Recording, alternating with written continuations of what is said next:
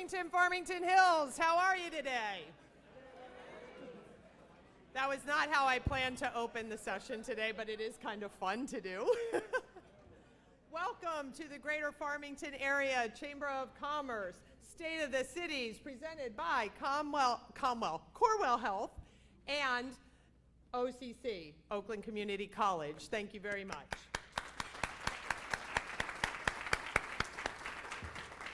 How cool is this to actually sell out such an important event? I am so excited to hear from all of our presenters and be brought up to speed on the state of our cities. First, I'd like to acknowledge those people that made this happen. So huge gratitude to Corewell Health Hospital, Farmington Hills. I did it backwards again, didn't I? Corewell Health, Farmington Hills Hospital, and Oakland Community College for being our presenting premier sponsors today. Huge round of applause for making this happen. Additionally, we have in the house our contributing sponsors, our supporting sponsors, who are LOC Credit Union and Comcast. Without your support, this event would not be happening, so thank you very much for bringing this to our entire audience today. Additional thanks to our, and my button's going to go crazy here, obviously, to a number of our dignitaries in the audience today. Senator Mary Cavanaugh, Oakland County Treasurer Robert Wittenberg, the Honorable Judge Marla Parker. Thank you so much for being here. We appreciate your presence. Also as well, I'd like to give kudos to our board of directors. Would you please stand, and I won't have to name all of you individually.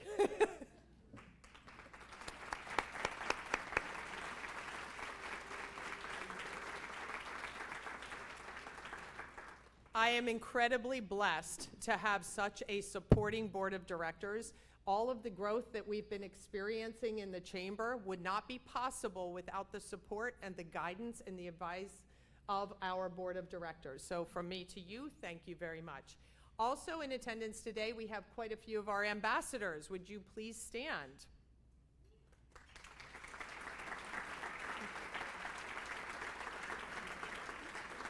Thank you also for always representing the chamber so well. And also one last acknowledgement to my trusted teammate, Alex Mott. Thank you very much for being with me on this journey. All right, so at the chamber, we are crafting a connected community. We have spent the last year building our programs and enhancing what it is that we do.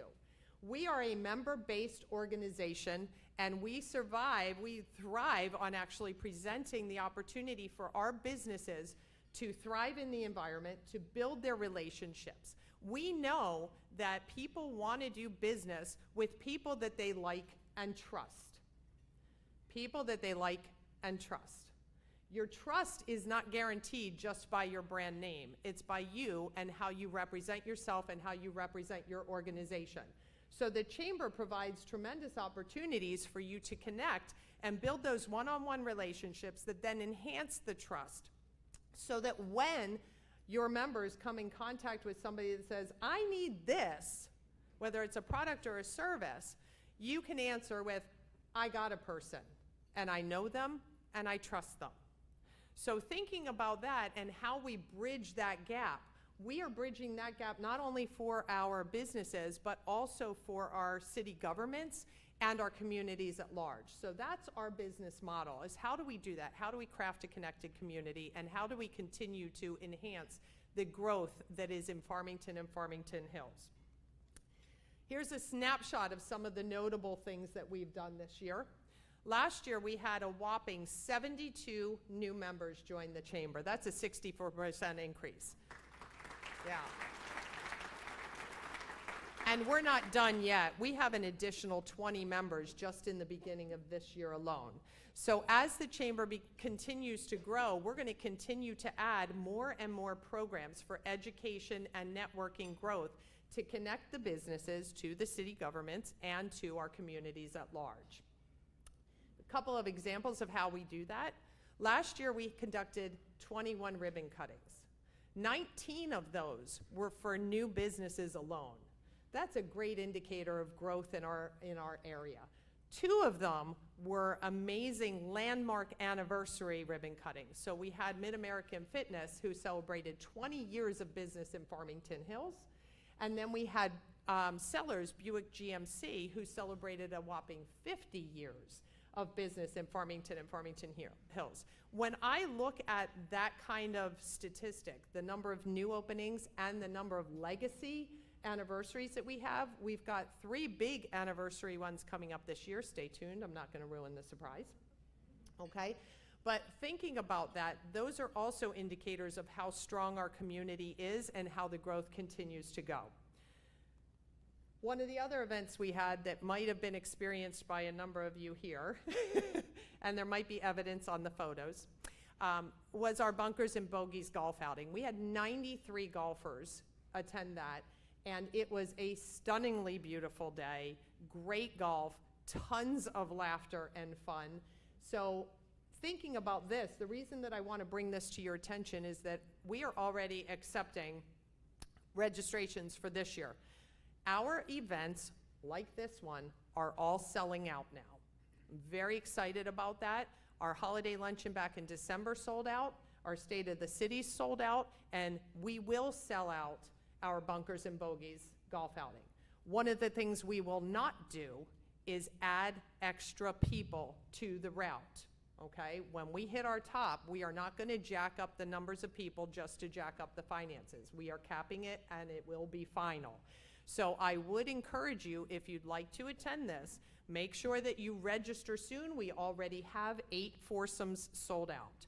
So that's why the early bird pricing, get your registrations in. Don't wait until to see whether or not the weather's going to be good, and then call me and say, Susan, can you fit me in? Okay? So you can do that on our website, but that's an exciting, really fun opportunity where you get the opportunity to mix not only with other businesses, but with city government people and with the community at large. So take advantage of it. We brought back our Health and Wellness Expo in a brand new concept. So it hadn't been in effect for a couple of years. We did it in partnership with the Farmington Farmers Market. Thank you, Walt Gajewski. We had 15 different vendors brave a torrential, severe thunderstorm, duck and cover, open the tents back up again, and have an amazing event. We're already booking the spots for this for May 20th of this year, and this year we're combining with the Farmers Market to combine with their Fit as a Fiddle, so there will be a 5K hosted by our Mayor, Sarah Bowman, and other events going on that day. If you're interested in being a vendor, you will need to contact me and request to put your name on the list. We are very cautious about making sure that we have an appropriate cross-section for that it's not all the same type of vendors. So that was an amazing day, great fun had by all. We also had our awards gala where we celebrated not only the award winners in this picture, but also our individual businesses as well. So our awards gala is now set for the last Friday of every January, so you can go ahead and put that on your calendars. By the way, Bunkers and Bogies will be the second Tuesday of every June forevermore. Don't quote me. And the last thing that I really wanted to bring to your attention is our holidays. The reason I saved this for last is this is the ultimate example of extreme collaboration between all of our stakeholders, the city governments, our community at large, and our businesses. So not only did we have business sponsors to help with the parade and to help with holidays in general, but we also had the city of Farmington who stepped up to help me arrange and coordinate with the DPW to make sure that the ice rink could be postponed for 3 days in the setup so that we could have our all-time favorite kids train that you see in this picture. So thank you, huge kudos to that. That's just one example. Our farmers market that stepped up to have their gifts giving and greens market, and I probably put my G's in the wrong order, sorry, to be able to bring the vendors in and host this so that thousands of people came into downtown Farmington for that event. Our Department of Public Works, I cannot say enough about. They were my go-to. They were the ones that, I don't know if you remember, in early December, our winds were slightly high, and our beautiful Christmas tree that was put up fell down 3 times, despite tying it to the rafters. Okay, so thank you for our DPW for saving us and coming in and really securing our tree so it stood through the holiday season for us. Additionally, the Farmington DDA went out and publicized everything. There were signs in every business in the downtown. There were postcards being delivered. Then we had the public safety for both cities being able to support us during the parade and making sure that all of our citizens were safe and everything happened in an orderly fashion. We also had Farmington Hills Video Division come through with the speakers so that you could hear Santa Claus at the pavilion, the gazebo, excuse me. Then we also, for the first time ever, had a local community group, the FBC Run Club, volunteered and crafted that beautiful tree that was donated by Wilson Swikert. So here we've got a community group coming through and actually crafting that stunning tree for us, which was amazing. Then we had volunteers and we had sponsors and we had participants. The list just goes on and on and on, and I feel like I'm forgetting somebody, so I apologize if I did. To me, that's the example of what we can do when we come together as a community, as a whole community, to craft something that really benefits our organizations and our locations in general. This is what we do as a chamber. We create even more powerful reasons to live, work, and own businesses in our great cities. So thank you all for what you bring to the chamber.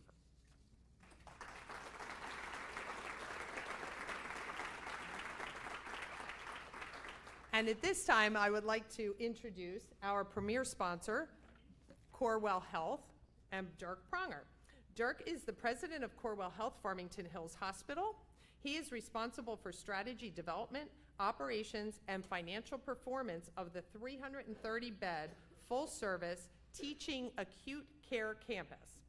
Pronger previously served as Chief Operating Officer for Beaumont Farmington Hills, providing oversight of the day-to-day operations of the hospital. His other previous roles include Chief Operating Officer and Interim President and Chief Executive Officer for Munson Healthcare's flagship hospital and trauma center in Traverse City, Michigan, and Vice President, Surgical and Ancillary Services with Beaumont Troy. Pronger is board certified in healthcare management as a fellow of the American College of Healthcare Executives. He has served as ACH Regent for Michigan and Northwest Ohio, chapter president for the Great Lakes region, and as a member of the college's education faculty. He is a certified Six Sigma Black Belt from the American Society for Quality. Dirk serves on the board for the Farmington and Farmington Hills Foundation for Youth and Families. He is also a member of the Exemplar Club of Farmington and Farmington Hills, and in 2020, he was the recipient of the Detroit Mercy Alumni Achievement Award. In addition to a master's in health services administration from the University of Detroit Mercy, he earned a bachelor's in accounting from Purdue University. Beaumont Health is a division of the BHSH system. Our mission is to improve health, install humanity, and inspire hope. With 8 hospitals, more than 150 outpatient locations, nearly 5,000 physicians, and 33,000 employees, Beaumont's commitment to patient and family-centered care contributes to the health and well-being of residents throughout the communities we serve and beyond. Please join me in welcoming Dirk Pronger to the stage.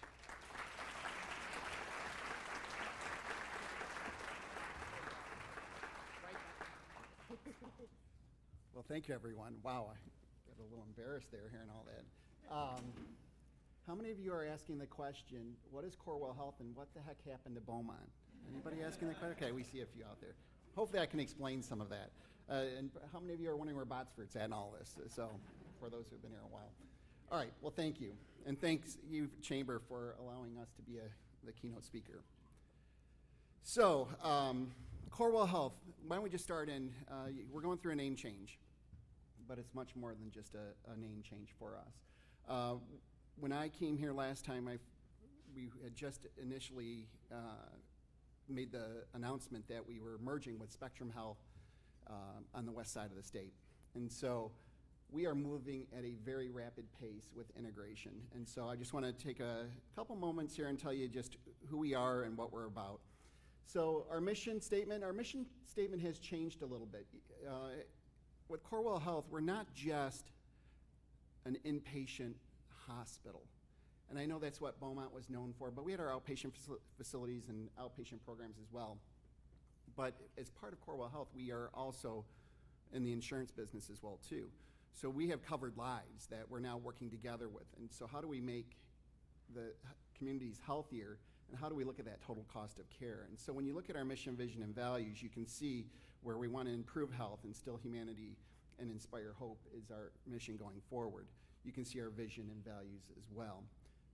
So, Susan talked about Corewell Health more about Beaumont, but let me tell you a little bit about Corewell Health. When you combine all of our assets together, we're actually 60,000 employees within Corewell. 300 plus ambulatory locations, $1.2 million health plan members. You can see the different statistics here, 22 facilities, 5,000 licensed beds, $100 million for health equity funding over the next 10 years. And then another $100 million working with the Venture Capital Fund, which I'm pleased that we've been working with Ken Massey and the Hawk here and how we can invest here as well too. We're having further dialogue related to that. And when you look at it, we're a $14 billion enterprise. So Corewell Health East, you won't hear a lot of us calling it Corewell Health East. That's more internal, but that is the former Beaumont Health. And you can see that Ben Schwartz, Dr. Ben Schwartz is our president, and Chris Blake is the chairperson for the Corewell Health East side of all of Corewell Health.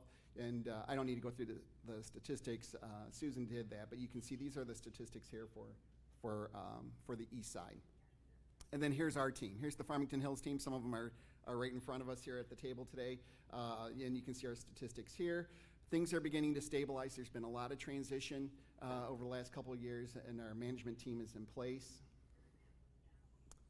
And then you probably have seen some advertisements. So we're going through this awkward period where we're using the Corewell name, but we've kind of left the Beaumont name aside, and on the west side of the state left the Spectrum name. And so you're seeing billboards and so forth. However, you will see our buildings. We have a lot of buildings with the name Beaumont on it. That's going to be our work over the next couple of years, is to switch that over to Corewell Health. And so this is our brand, and this is how we're starting out with our new motto, because at our core, we believe you can, we can. And so you will see that you will see further advertisements that talk about we can. You've probably seen some billboards on M5 and on 275 that we're trying to talk about patient stories about what we can do. When we talk about we, it's everybody, the community, the merger of two great health systems coming together going forward. We talk about our patients, we talk about our providers on the abilities that we can achieve working together. Patient stories, you will see these stories. You probably have seen some of these commercials on TV, and there have been some things on the radio. Corewell, yes we can. And so as we talked about before, we're part of a insurance program as well too with Priority Health.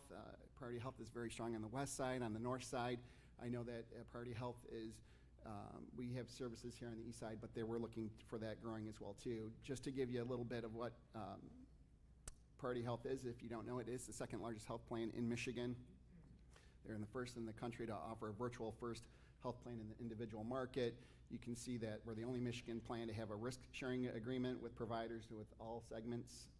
And so they're very innovative and creative, and we're working closer together with them as well too. And here is the market share when you both look nationally, and then when you look on the right-hand side, this is the market share for the state of Michigan. And you can see Priority Health is just behind Blue Cross at 13%. So last time I spent a lot of time talking about COVID. I know we haven't talked about COVID in a while, but I felt that I should give you a COVID update. These bumps are patients within a Corewell Health facility.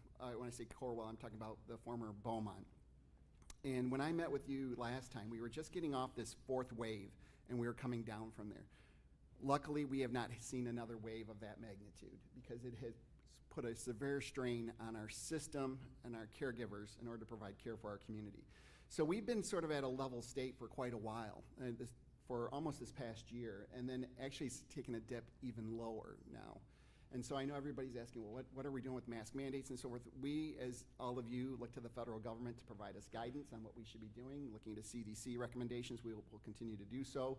But there has been sort of an after effect of the whole COVID.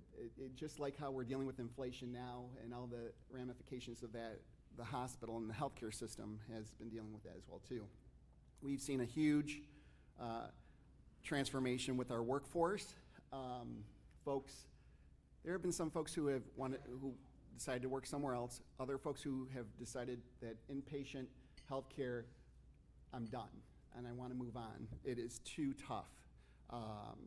And at the same time, people have left the workforce altogether, retired early, et cetera. It has caused a huge strain on our healthcare system, and at Farmington Hills, we're feeling those effects as well.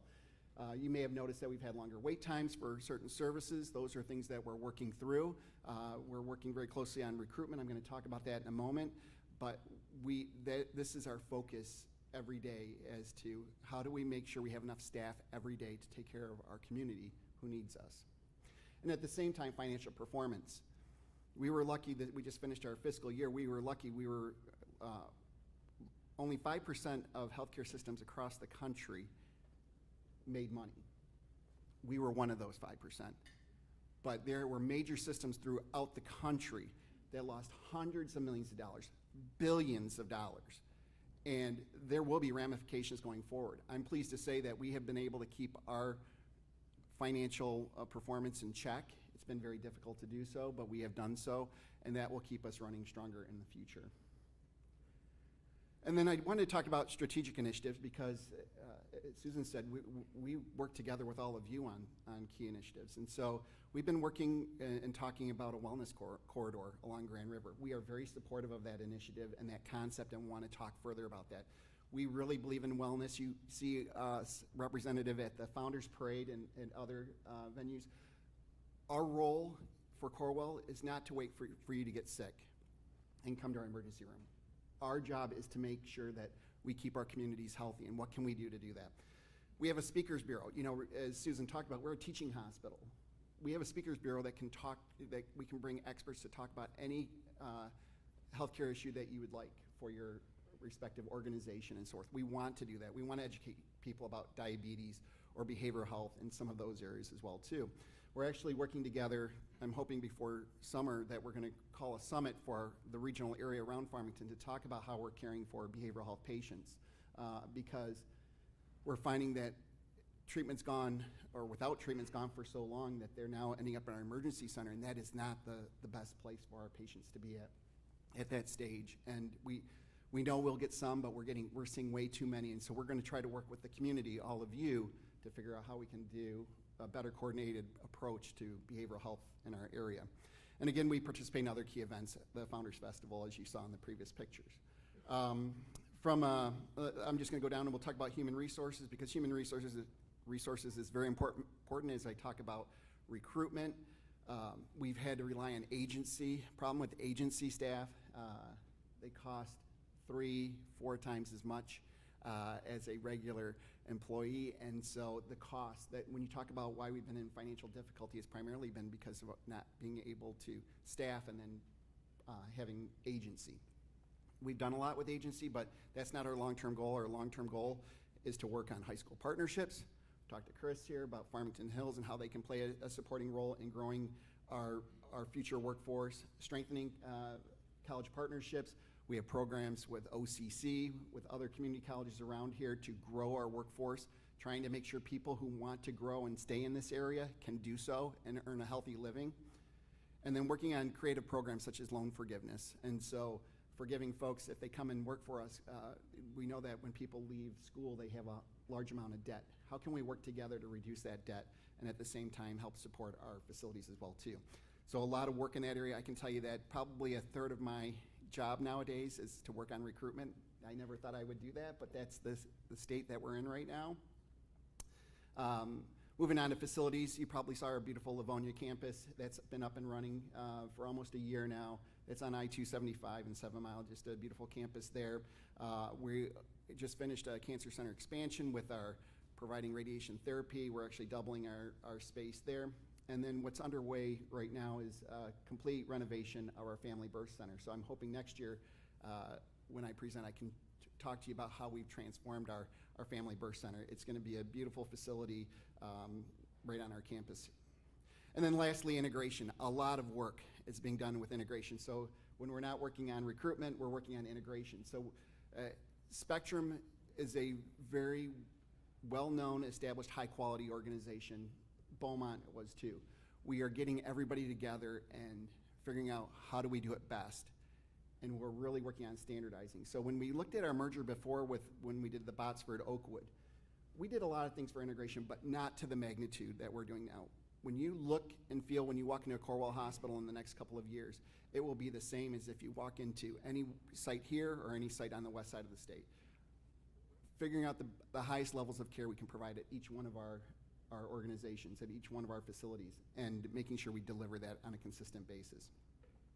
And then just a couple other things with supply chain, obviously standardizing, that's where some of our savings will come from, and then we'll be on a standardized medical record system coming forward as well too. And then lastly, we still continue to deliver high quality. I just wanted to show you a few things where we're accredited. We're a magnet designated hospital. You know, that is a very high achievement. It is the highest level for the nursing profession level you can achieve. And we're pleased that we have 6 of our facilities. There's only 15 in the state. We have 6 of them here within the former Beaumont areas, and we're very proud of that designation. And then just a few awards.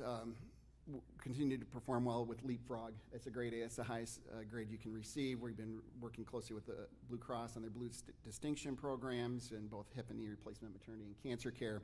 And then we're high performing when we look at the U.S. News and World Report. That's Corewell Health. So thank you. And I want to welcome Joe LaRussa to come on out. Thank you.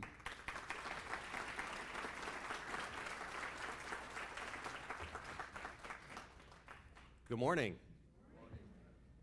You know, the good thing about being in public service is that there's no shortage of feedback. And last year, I took a selfie of this room, and I got flooded with a bunch of texts and comments. Joe, I'm not in the picture. So this year we're going to do 2. I'm going to face this way, and then I'm going to face this way in the spirit of continuous improvement. So now's the time to sit up straight, get that last wipe on the napkin. If you're not inclined to do this, get your program up, tie your shoes, do something else. And we're going to count of 3. 1, this way first. You ready? All right. 1, 2, 3.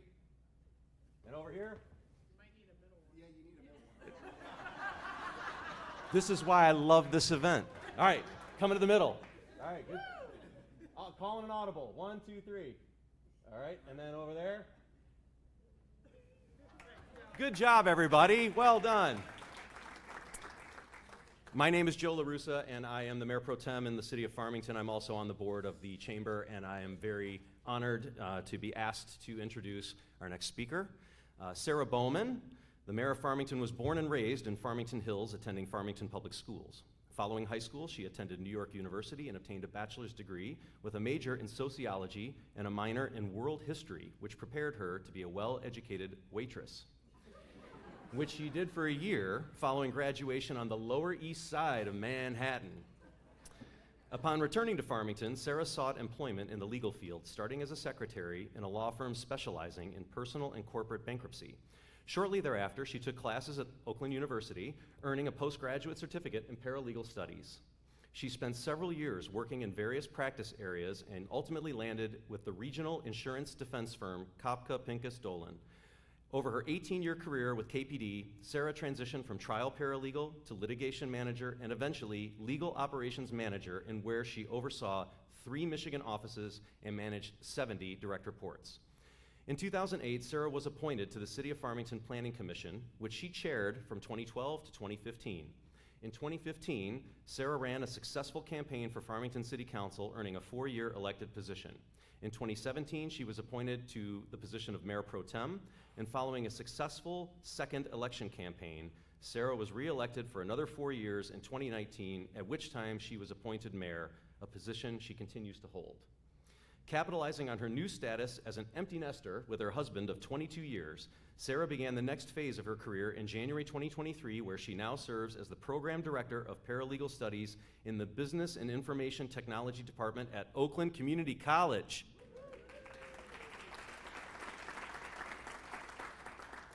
The new position and continued mayoral duties keep her busy enough to offset how much she misses their son, who joined the United States Navy in 2021 and is on his way to a 3-year assignment on the Pacific island of Guam. On a personal note, I can tell you that Sarah Bowman has led the city of Farmington through a very interesting time with no shortage of challenges. And I would say that her limitless pride and care for the city are one of the reasons we're seeing such a strong rebound and an even stronger community. Ladies and gentlemen, it is my high honor and distinct privilege to introduce the Mayor of Farmington, Sarah Bowman.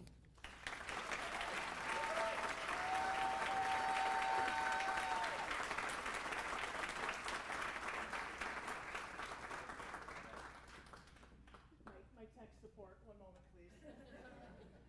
Ladies and gentlemen, my husband of 22 years, John Bowman. Yeah.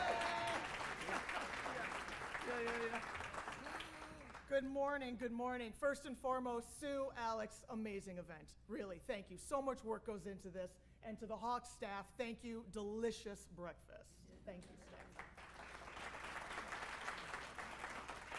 On a selfish note, I'm very glad that my boss is here today. Perhaps I won't be marked tardy for work because I'm going to be a little late, Dr. Provenzano. I'm going to be a little late. And finally, shout out to my parents on the table. They're not able to be here with us this morning, but my parents are my biggest supporters. My father is also my speech writer. So everything you're about to hear, he wrote. Please enjoy. Good morning, and on behalf of the Farmington City Council, I welcome each of you, whether you're here today or with us online. After a year of unprecedented challenges that ranging from the closing of one of our city's major downtown roads to working with local businesses striving to come through the coronavirus regulations, to replacing city department heads and more, it is a relief to be standing here to report the state of the city of Farmington. Ladies and gentlemen, we are strong. During my time this morning, I'm going to highlight why I feel it to be so enthusiastic because of what we have accomplished and why I continue to be optimistic for the future. Getting to this point has not been easy. A lot of professionals, staff members, and volunteers work together to achieve our common goal, community goals for our residents, business owners, employees, and our visitors. Please join me in personally thanking these folks who have done so much to make Farmington strong. Thanks to the members of our City Council. It is a tribute to the 5 of us who truly function in the best interest of all our residents and business owners. We all put on many hours on Zoom and in meetings in person to help make Farmington what it is today. And special thanks goes to the extensive list of volunteers who put their professional expertise to work in support of the various commissions, boards, and committees that keep Farmington functioning. I also want to commend the people who work so very hard to maintain the icons that make Farmington the exceptional community that we are.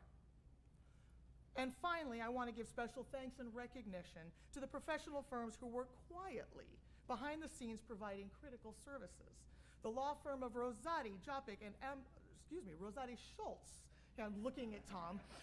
Jopik and Alhutzler help our city and our city council to adhere to all the applicable laws and regulations. The advice of the attorneys, Tom Schultz and Beth Cirilla, are invaluable assets that we rely on. Thank you, Tom and Beth. The architecture, engineering, and planning firm, OHM Advisors, have their impact throughout Farmington. Some of the results of their efforts you can see, such as Farmington Streetscape. Others are not so obvious. Key to our relationship to the OHM, our engineers, Matt Parks and Austin Downing, thanks to both for your professional efforts on our behalf. Now let's turn to the reasons for my optimism. It's one thing to be optimistic about things we feel and what they look like around town. It's another to examine the facts of our financials to get a real picture of where we stand. These prove once again that the city of Farmington is strong in 2023. Real properties values increased over 10% last year. This shows we live and work in an attractive community. Beyond that, the general fund has had a surplus for the last 4 years. In 2010, the census data shows that the city of Farmington has grown in population over the past decade by nearly 12%. The data lists our population at 11,597. The city's household occupancy rate went up 682 people from 4,624 in 2020 to 5,306 in 21. This growth is important because we get general fund money from the state based on our population. More residents, more money. As part of our financial planning last year, the city issued debt. That requires a rating review by the nationally recognized standard firm, Standard & Poor's. Farmington has a AA grade, which effectively allows us to issue debt at a lower cost, saving the city money. In their report, Standard & Poor's describes Farmington as having a strong economy, healthy financial performance, and moderate debt burden. The city of Farmington is one of 15 communities to benefit from Congresswoman Haley Stevens' community funding project. The city requested $2.1 million for the removal and replacement of the existing stairs and bridge at Shiawassee Park with a new ADA-compliant boardwalk and bridge. The project will connect the downtown with Shiawassee Park. Before you ask the question, let me answer it for you. No final plans have been approved for this construction. I now want to recognize the vital men and women who contributed to the city's strong status today, our Farmington Public Safety.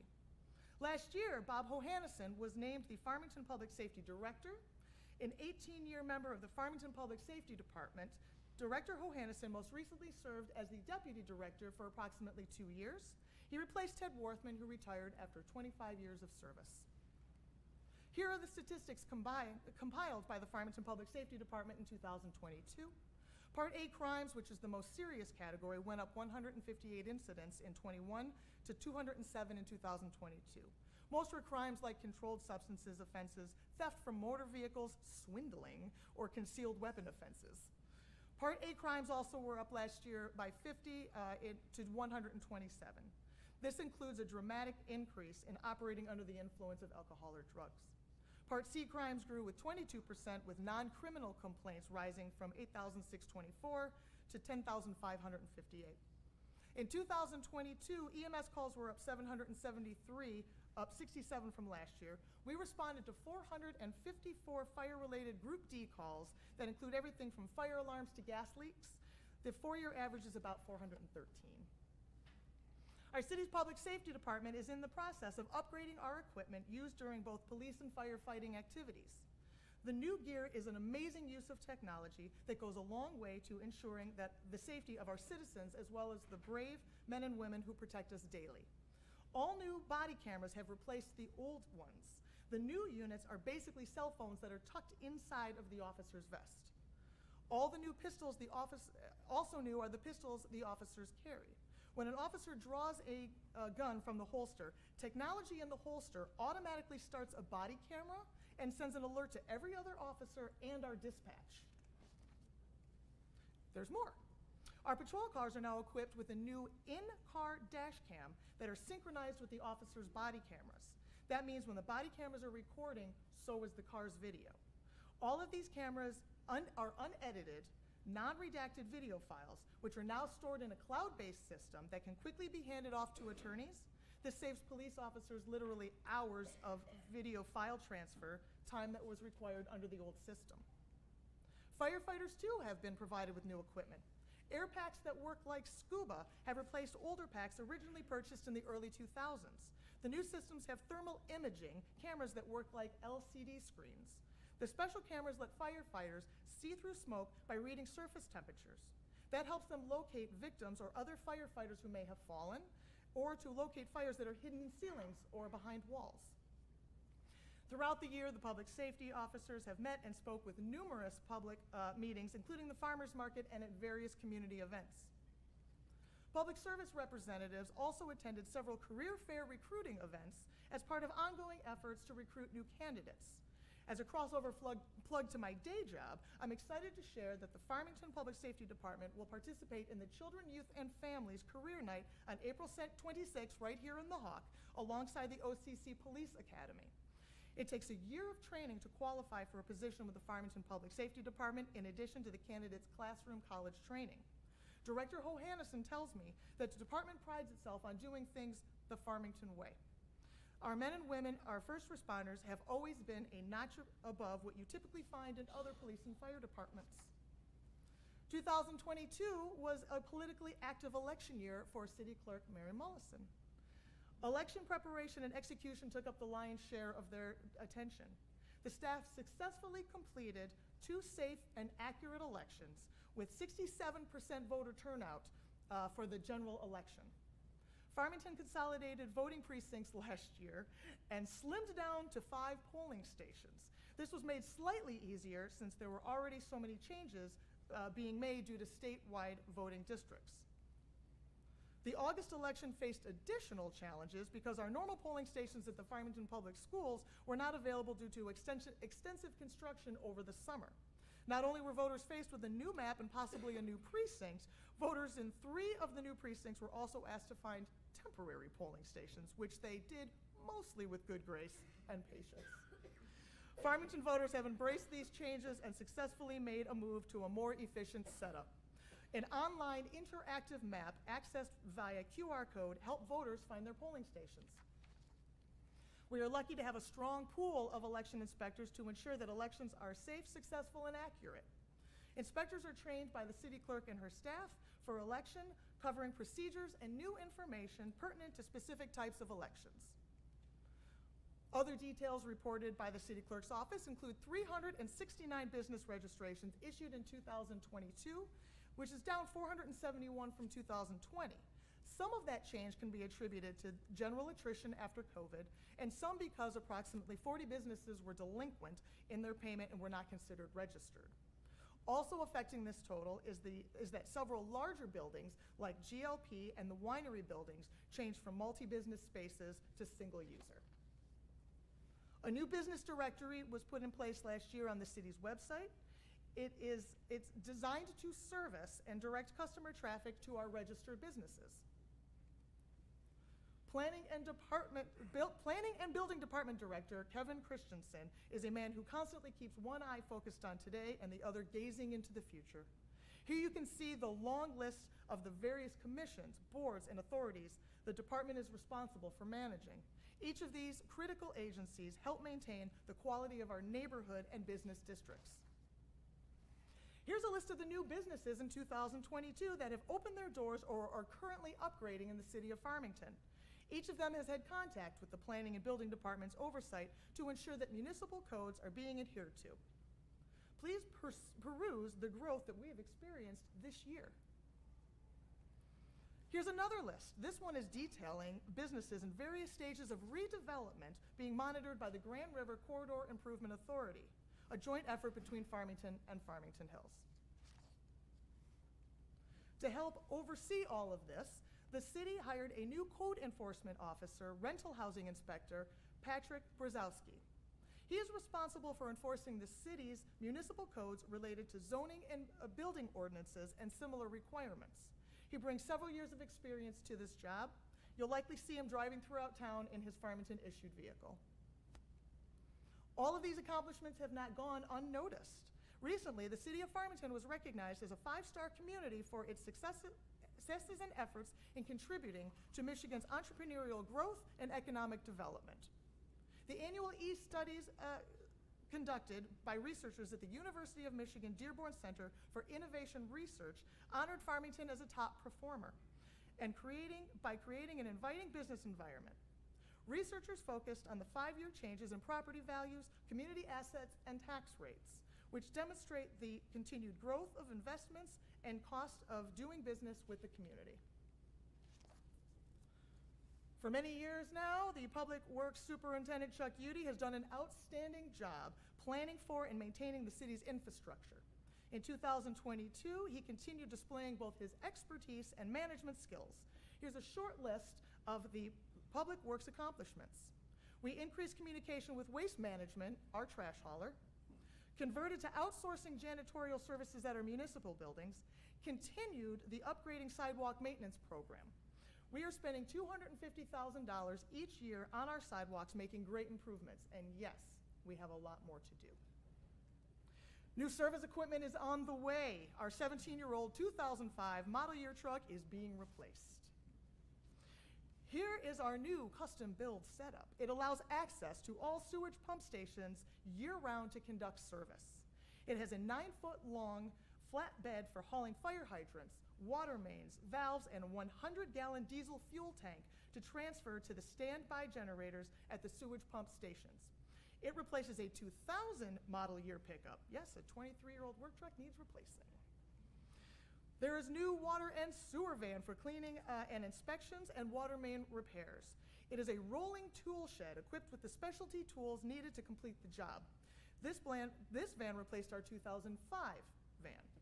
While all these new acquisitions are sound investments, a lot of planning is required. Director Udy pointed out that due to supply chain issues, purchasing the new pickup truck takes 6 to 8 months, and larger equipment can take up to 18 months. The Warner Mansion has undergone many building improvements, included upgrading the air conditioning system, porch repair, a new roof, and replacing the old worn-out hatch to the cellar. We improved the viability of the mansion by securing the building and parking lot adjacent to it last year. We are considering various ways to improve and maintain the mansion as a critical asset to the city. Both Shiawassee and Drake Parks have had significant improvements performed last year, including major upgrades to the restrooms. In response to requests, the tennis courts at Shiawassee Park will be restriped for pickleball use, while the standard tennis lines will also be retained. The 25-year-old playscape wooden fence at Shiawassee Park was torn down last summer by Boy Scouts, their parents, and volunteers in preparation for the installation of a new fence. People who donated funds to engrave names on the individual slats on the old fence were able to retrieve them as mementos. DDA Director Kate Knight has been busy, no doubt about that. Economic development is the main focus of the DDA.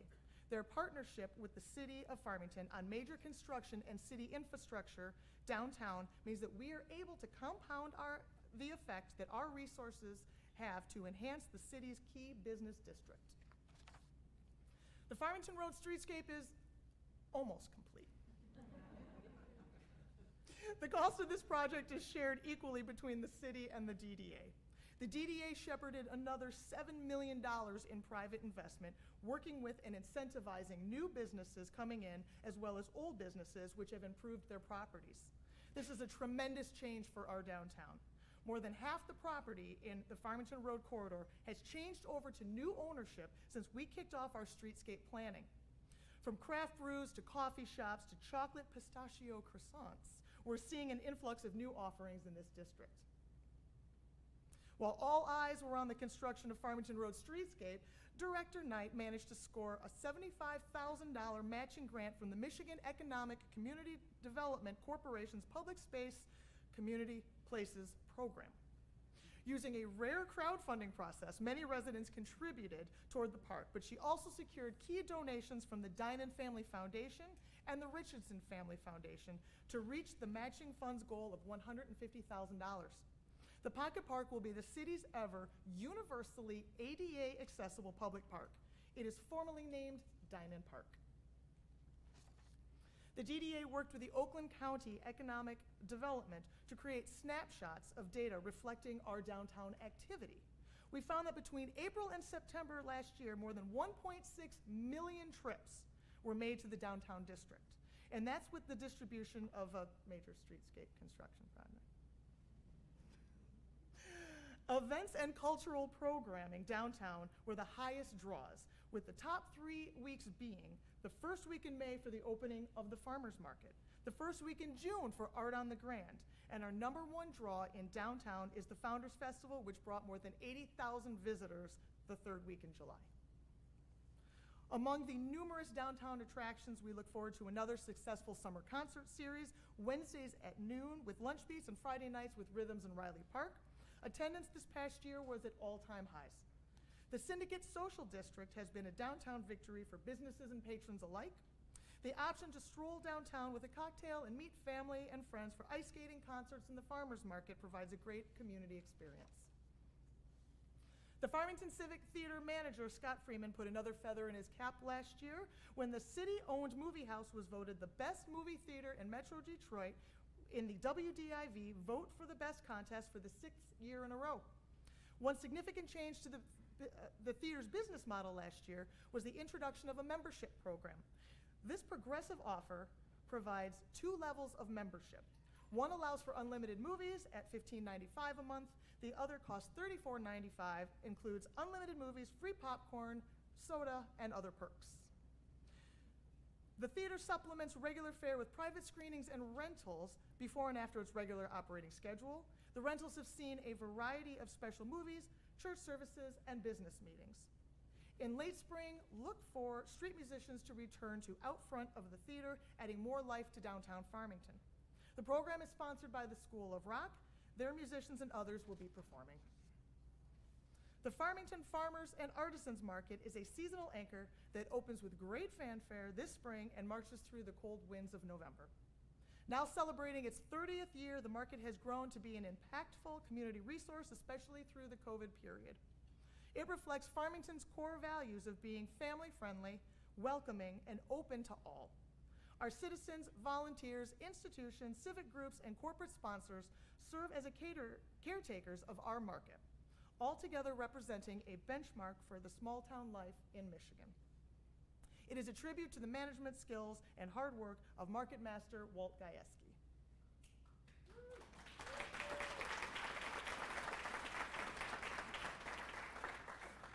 Last year, the market set a record attendance of nearly 103,000 patrons, with a record average weekly attendance of 3,900.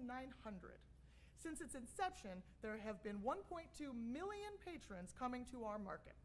For the 6th consecutive year, our fair was awarded the Best Farmers Market in Metro Detroit by WDIV, which is an incredible feat considering the number of competing markets around the area. Nearly 100 active vendors participated in the market, which is the largest ever.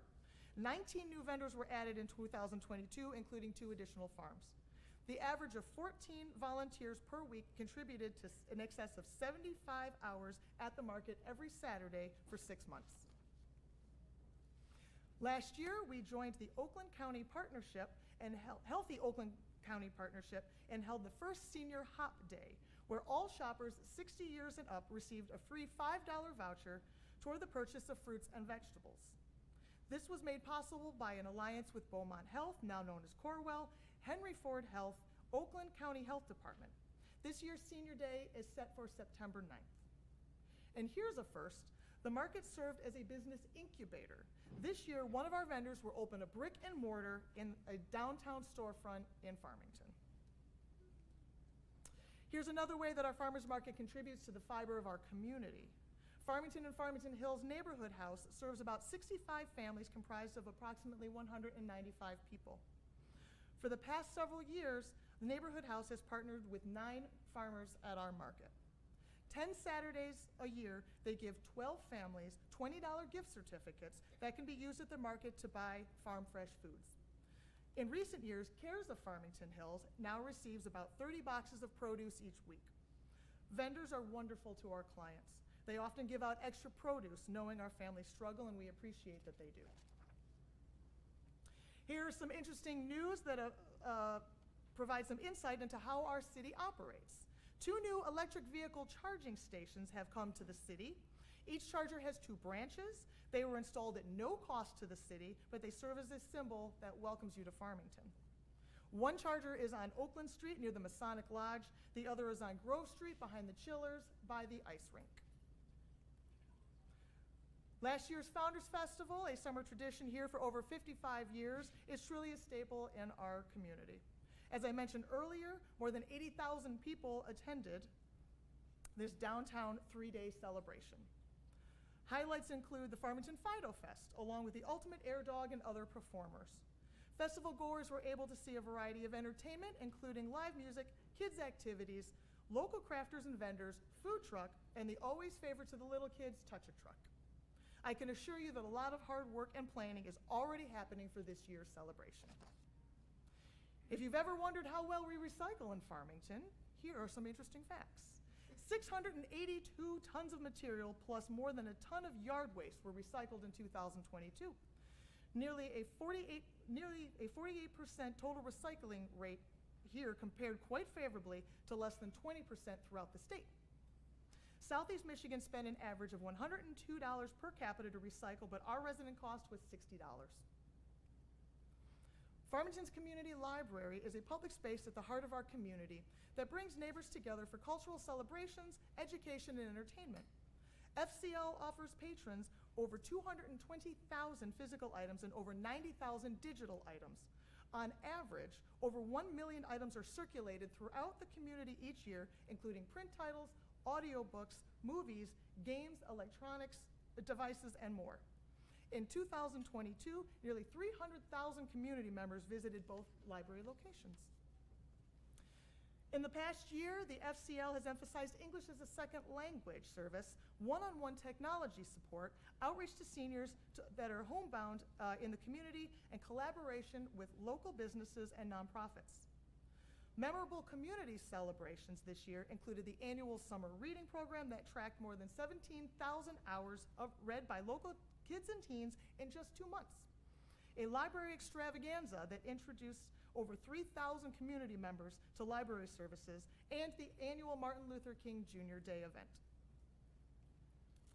At this time, I would like to remember Mary Bush, who passed in 2022. Mary served on the Farmington City Council from 1993 to 2005.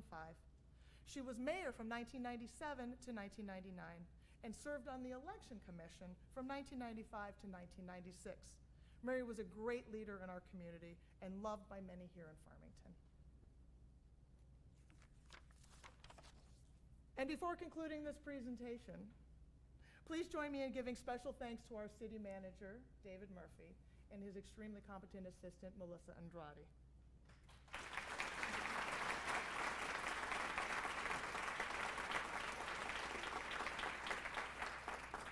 They have both worked tirelessly and professionally to keep Farmington on track in ways most of us will never know. Thank you for your attention and for all that you do to keep Farmington strong. I am proud to be a member of this community, and I hope you share those feelings with me.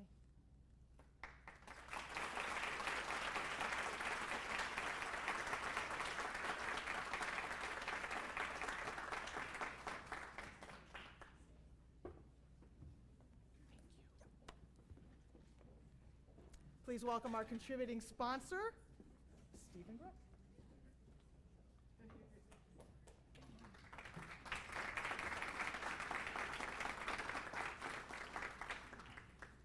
Good morning, everyone. It's pretty rare that you get to stand in front of 200 plus people and get to say something about your business. So excuse me the 60-second update and commercial for LOC. Earlier, Susan Arlen eloquently spoke about building trust, and I couldn't agree more with her. We've been building at LOC trust for about 72 years. We were founded in 1950. We are headquartered in Farmington, right on Farmington Road, still are. We're investing in that building. You'll see new siding on that later this spring. We're community focused. We know who we are, we know who we're not. We focus on auto loans, we focus on first mortgages, we focus on home equities, we focus on checking accounts, things that everyday people need to function. We just recently completed a merger with a Dearborn-based credit union called Member Focused Credit Union. We added 2 additional locations in that community. Also last year, we gained a statewide field of membership, and what that means is LOC can now service anyone that lives, works, worships, or goes to school in the state of Michigan. And we can do that with 5 locations because we have a very robust digital banking platform that was implemented last year as well. We also have an expanded lending, real estate lending department that meets the needs of a ever-changing economic environment. And we try and be different. We're not cookie cutter. We know that people's needs are different, and we try and serve those niches. We're also excited to announce that we'll be having a groundbreaking for a new branch in Brighton coming later this year, maybe in early 2024 based on the weather. So now to introduce our next speaker, it is truly a pleasure to be able to introduce Christopher Delgado.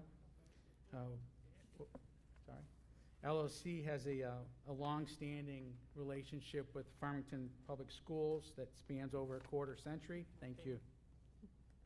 Excellent. Thank you. Got my high school picture up there. So.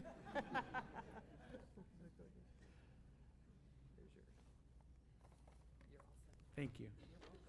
So it's very fitting that I have the opportunity to introduce Dr. Delgado, who serves as superintendent of Farmington Public Schools, which serves approximately 9,000 students from pre-K to age 26 in the Metro Detroit area.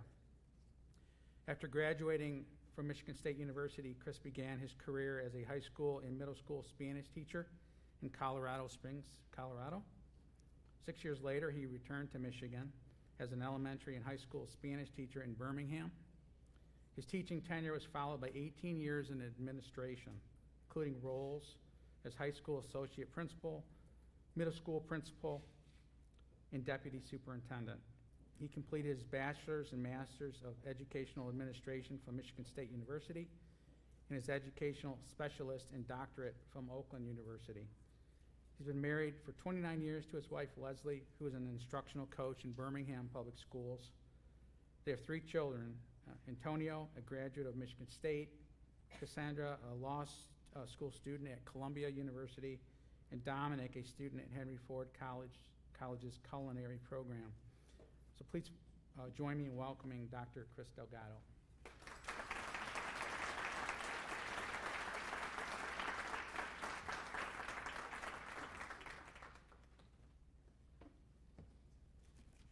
Thank you so much. And actually, I think I need John Bowman's technical assistance. Because I'm still a paper and pen and margin notes kind of guy, even though I am technologically savvy. Thank you so much for your technical expertise. Fantastic.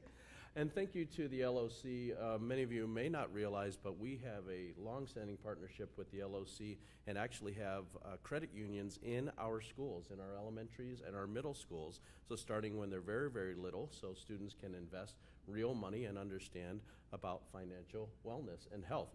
And now coupled with Michigan's new expectation and law that starting next year, we offer financial literacy to our high school students. It's a wonderful partnership, so we appreciate your partnership with LOC. Before I begin, I'd like to introduce our Board of Education, your Board of Education members who are able to join us today. We have our Vice President, Ms. Claudia Heinrich. If you could stand, please.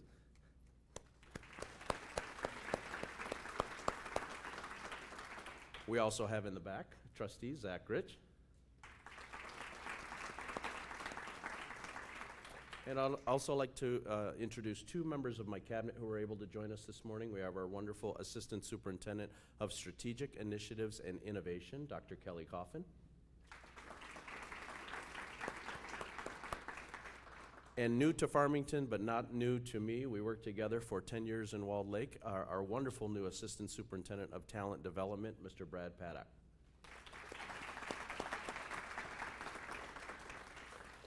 So good morning.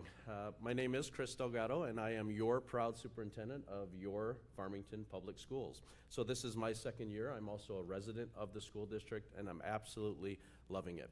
You may see me out at events because I live in the area and our kids are all grown. I'm at many, many different events. If you follow me on Twitter, that's the only social media I use for the school district, and I love to promote the events.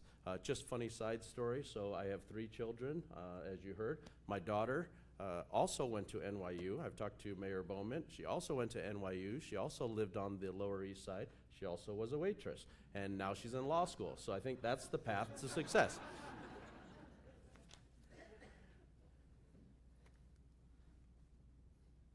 So for those of you who heard me speak last year, I shared that we have a process in Farmington where every July our cabinet comes up with a theme that tries to guide us for the year.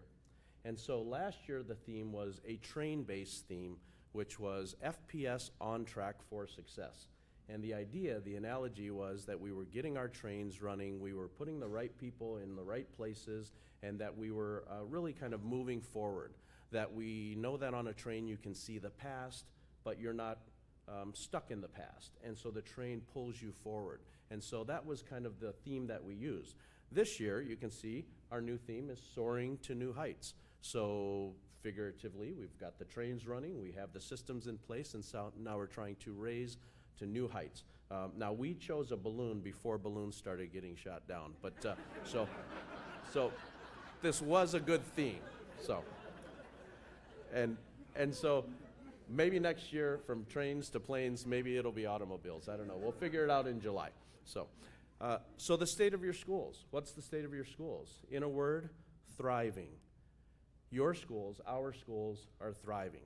We have stability that we haven't had in many, many years. We have excellent staff morale. We are improving our systems.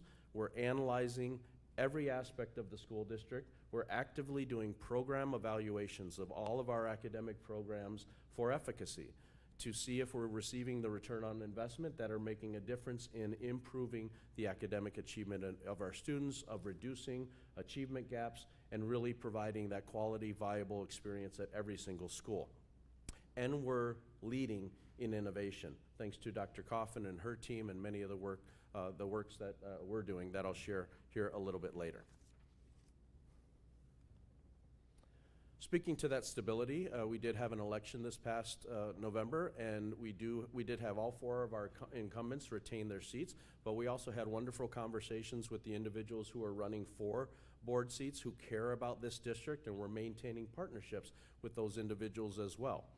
The Board of Education have agreements. We don't call them norms, but they're agreements, commitments to each other to provide the stability that your school district deserves. They also established board goals, and the 4 board goals really speak to board education, improved data literacy, understanding the data, the multiple forms, the multiple metrics that define academic achievement, exploring innovation, and really trying to be a lighthouse district to really create things, to give our teachers the permission and the support to take risks, to try new things, to think differently, to execute on the vision and the strategy. And you'll hear more about our profile of a learner, our promise to our students, and participating. Our Board of Education members are actively participating, as are many of you, in our strategic planning initiatives that I'll speak to in a moment. And the final piece is community engagement. You can see a flyer here of our first community engagement meeting that we had that some of you may have attended. I'm sorry, this is the second one. The first one was on school safety. Next Tuesday, we have our second one that's about social media and the impact on the adolescent brain. So this was the brainchild of the school board that really wanted to engage in the with the community in a more kind of reciprocal manner. If you've been to a public meeting, you know that public comment is really just a one-way comment, so there isn't the opportunity for dialogue. So your Board of Education decided to create this committee to engage with our community. So this is our second series. I'd invite you all to our RSVP for it, talking about social media and the impact in our schools.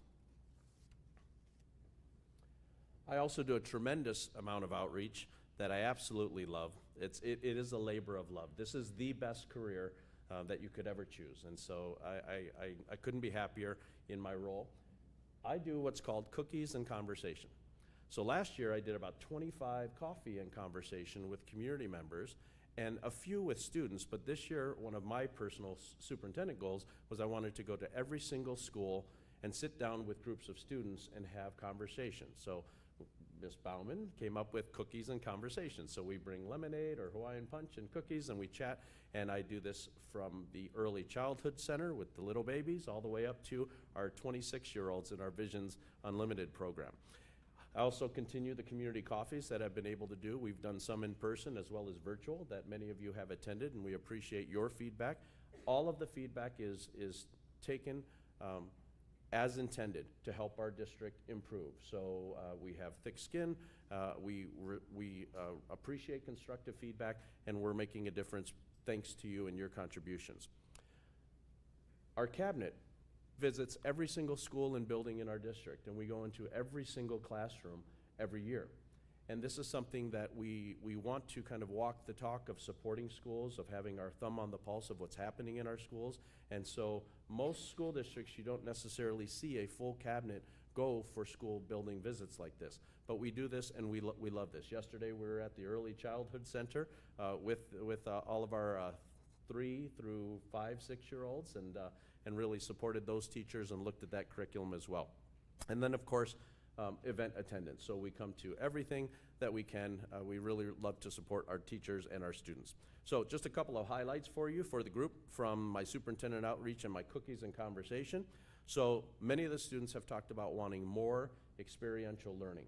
So we have business leaders here, we have community members here, so we're always looking for partnerships to get our students out into the community to speak with you, to shadow you, to learn what it's like to actually do the jobs that they may do when they grow up. So if you have any ideas about partnerships, please reach out. Our kids are telling us that they want more of that, and that's why I do these coffees or these cookies and conversation. Students are also talking about wanting more mental health support. We've spent a tremendous amount of time and effort and money through our COVID funding to support mental health, wellness, and social emotional learning for our students. Our students are telling us that they want more.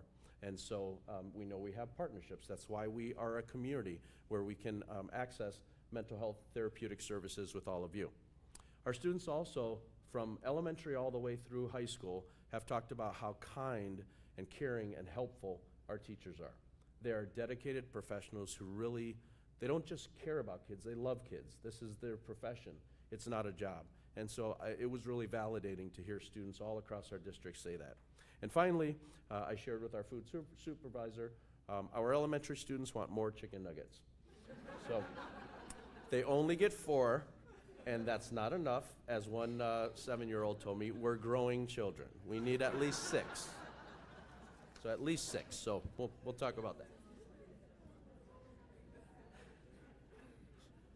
So one of the other things that we do is we don't live in a silo, we don't work in a silo. We really look at best practices, we look at research, we look at goals from across Michigan, from across the country.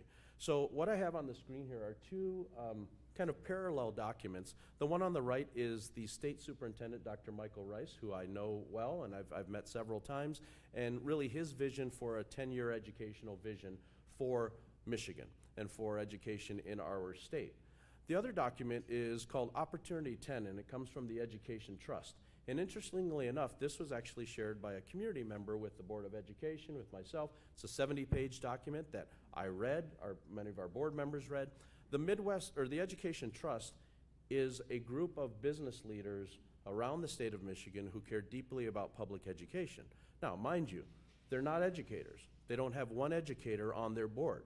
So it would be very easy for a school district, for example, to reject this independent analysis of education that non-educators are telling us how we should educate our kids, but we don't do that. We receive feedback because there are very, very committed people in our state who really want us to do well. And so I just pulled out between the 2, they don't have to be competing initiatives. Actually, there are some points that we agree on. And these are the 4 really top ones that we're focusing on as well. Focus on early childhood literacy. Literacy is the key to all other learning. And so the earlier we can start to read to kids, we can give them literacy interventions, the more it's going to make a difference on their lives and our community as well. Investing in post-secondary. Both of these reports talk about the need to invest in more post-secondary opportunities. I know we have Mr. Provenzano here with us from OCC. We had a conversation last July about kind of automatic enrollment in OCC and post-secondary connections for our high school students, the apprenticeship programs, the opportunity to experience college campuses, especially for those who are first-time college attendees. Providing equitable funding. I will say this every time I have a chance to speak in public. If you haven't seen the School Research Finance Collaborative, SFRC, look it up, read it. It's an independent analysis that was done a few years ago here in Michigan about how to properly fund schools.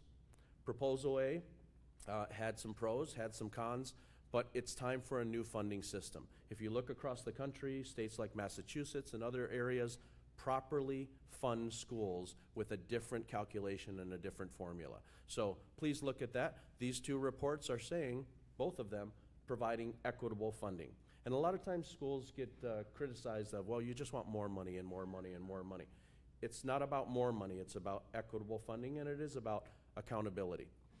And finally, prioritizing educator retention. This is something that Mr. Paddock in our talent development team is working very, very hard on, is to not only recruit, but to retain our quality teachers. Last year alone, over 600,000 educators in the United States left the profession. Some from retirement, some just left the profession because of the scrutiny, because of the challenges, because of the lack of respect that a lot of public teachers get.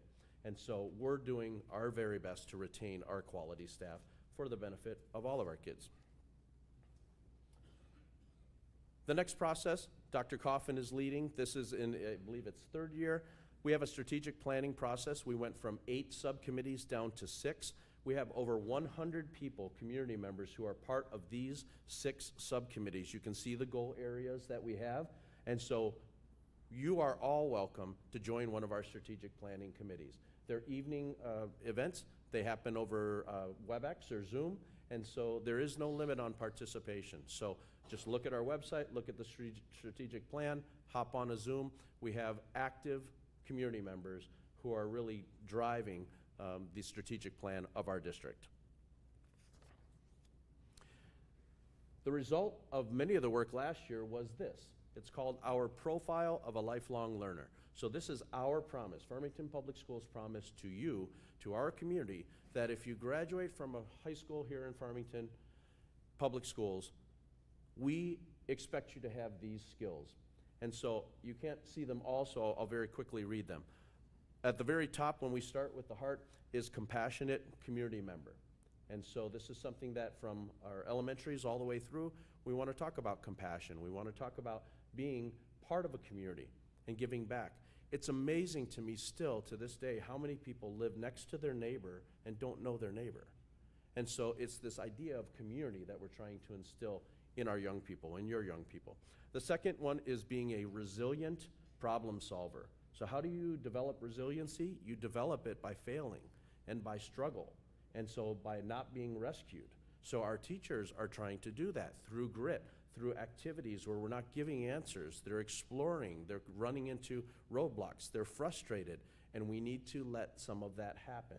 All of us know that we're better when we struggle and we find a solution and we feel empowered. And so we're trying to do that with our young people.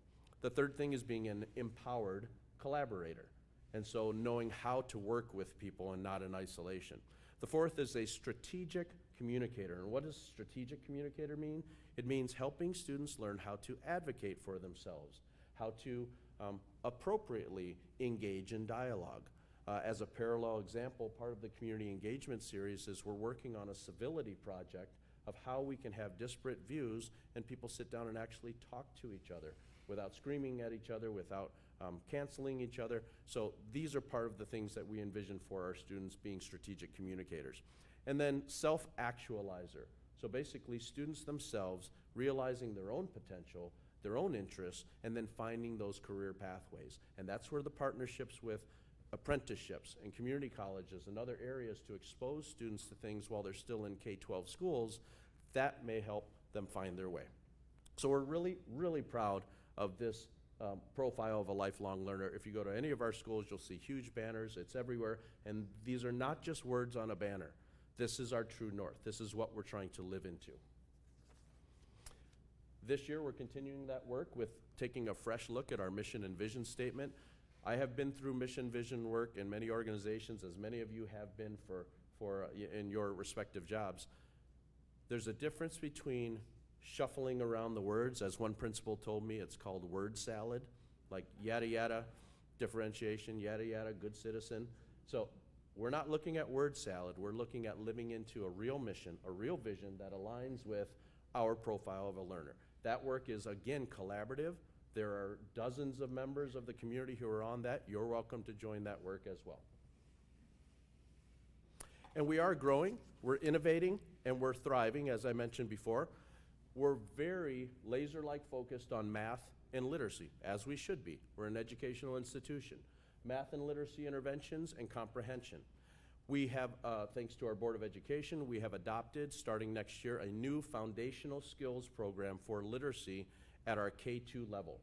And it's not replacing the ELA curriculum, it's concurrent with our English Language Arts curriculum, and it's getting back to basics and some of the foundational phonics-based, literacy-based skills that we know are the key to future learning. So we're doing that. We're also doing high-dosage tutoring. This was a part of our ESSER funding and using funds responsibly, which is really intense. In our educational speak, we call it Tier 3 intervention, which is basically very intense, small group tutoring that we have to help our students who are most at need. And then really shifting our principals and assistant principals to serve as instructional leaders. You know, when I was my first job as an assistant principal, I was 29, I was in Bloomfield Hills. The assistant principal kind of had the key ring, and you were the manager, and you kind of unlocked the doors, and you made sure the events happened, but you really weren't expected to be an instructional leader. We're changing that paradigm as all of our leaders need to be instructional leaders with instruction at the forefront of their mind. Few slides on financial responsibility and being fiscally responsible, being good stewards of your tax money, my tax money. I'm a resident as well. So you can see that this is a comparison of our neighbors. Farmington is third from last in terms of what we've asked of you. Our debt burden, your debt burden, our debt burden is just under 4 mils, which is significantly lower than many of our other districts. And so thanks to you, you have approved reasonable millages, reasonable bonds, and so we're trying to keep that as low as possible for you. Again, thanks to you, this past November, we had a Headley restoration millage. Because of you, because of us who voted to approve this, we saved $878,000 that we would have lost this school year and then would have compounded in the years to come. So now we have, I talk about that stability of your school district. We're stable in terms of this funding and the restoration. And I want to really give a thank you to Susan and the Chamber of Commerce for their understanding of this. We have a sophisticated community. We went out and presented the millage restoration presentation to many, many groups, but it was the Chamber who really understood that it was business owners who were going to have to continue to pay 18 mills, but the voters were voting for businesses. The business owners didn't get a vote. But they supported it because they understand that having quality schools that are properly funded is good for our community. So I want to thank the Chamber and I want to thank all of you for supporting that as well. Once again, we all passed a $98 million bond in March 2020, and we've been able to do, we have said this isn't a real sexy bond. It's the HVAC, it's not football stadiums and lights and that, it's guts, it's boilers, it's HVAC, it's lighting, but all of those things desperately needed to be renovated, and within 2 years, every single building in our district is going to be fully renovated with upgraded systems, and that really makes a difference in the longevity of the buildings, the stability of the buildings. So thank you very much for that. And we've talked about this at our board meeting, but I want to say this publicly, and she's not here today, but our Assistant Superintendent of Business, Mrs. Jennifer Kaminsky, and her team have received for 26 years in a row the Certificate of Excellence in Financial Reporting. We have a very, very competent business department. We haven't really needed to go out for our line of credit in years. They're very, very transparent. They give updates, they give amendments to the budget, and they have projections that are spot on. So I really appreciate that. 26 years in a row is a pretty impressive run to have that kind of track record. We, as I mentioned before, we did receive a lot of money through COVID funding to support many of the things we've talked about, and we've used them very, very responsibly, very transparently, and we presented to our Board of Education. And the district was assigned an AA3 rating from Moody's, which reflects our financial stability. It's the same rating we had separately. So just side note, before I came up here, I asked Mrs. Bauman, I said, well, how do you pronounce, I'm not a financial guy, how do you pronounce A3? Is it capital A, small a? Is it Aaron? Is it, and realize that the city has a AA from Standards & Poor. We have it's called a AA3 from Moody's. So we're stable, we're good, so. Talent development, I mentioned. Mr. Paddock here has created this initiative called ARC to attract, to recruit, and to keep our employees. So he's only been with us half a year, but he's already changed kind of the face of what we're doing. We're in our second year of talent development, and there's a reason that his title is not the Assistant Superintendent of Human Resources or Labor Relations. He does all that and more, but our vision is talent development. So with all of our positions, we want people to live into the spirit of that title.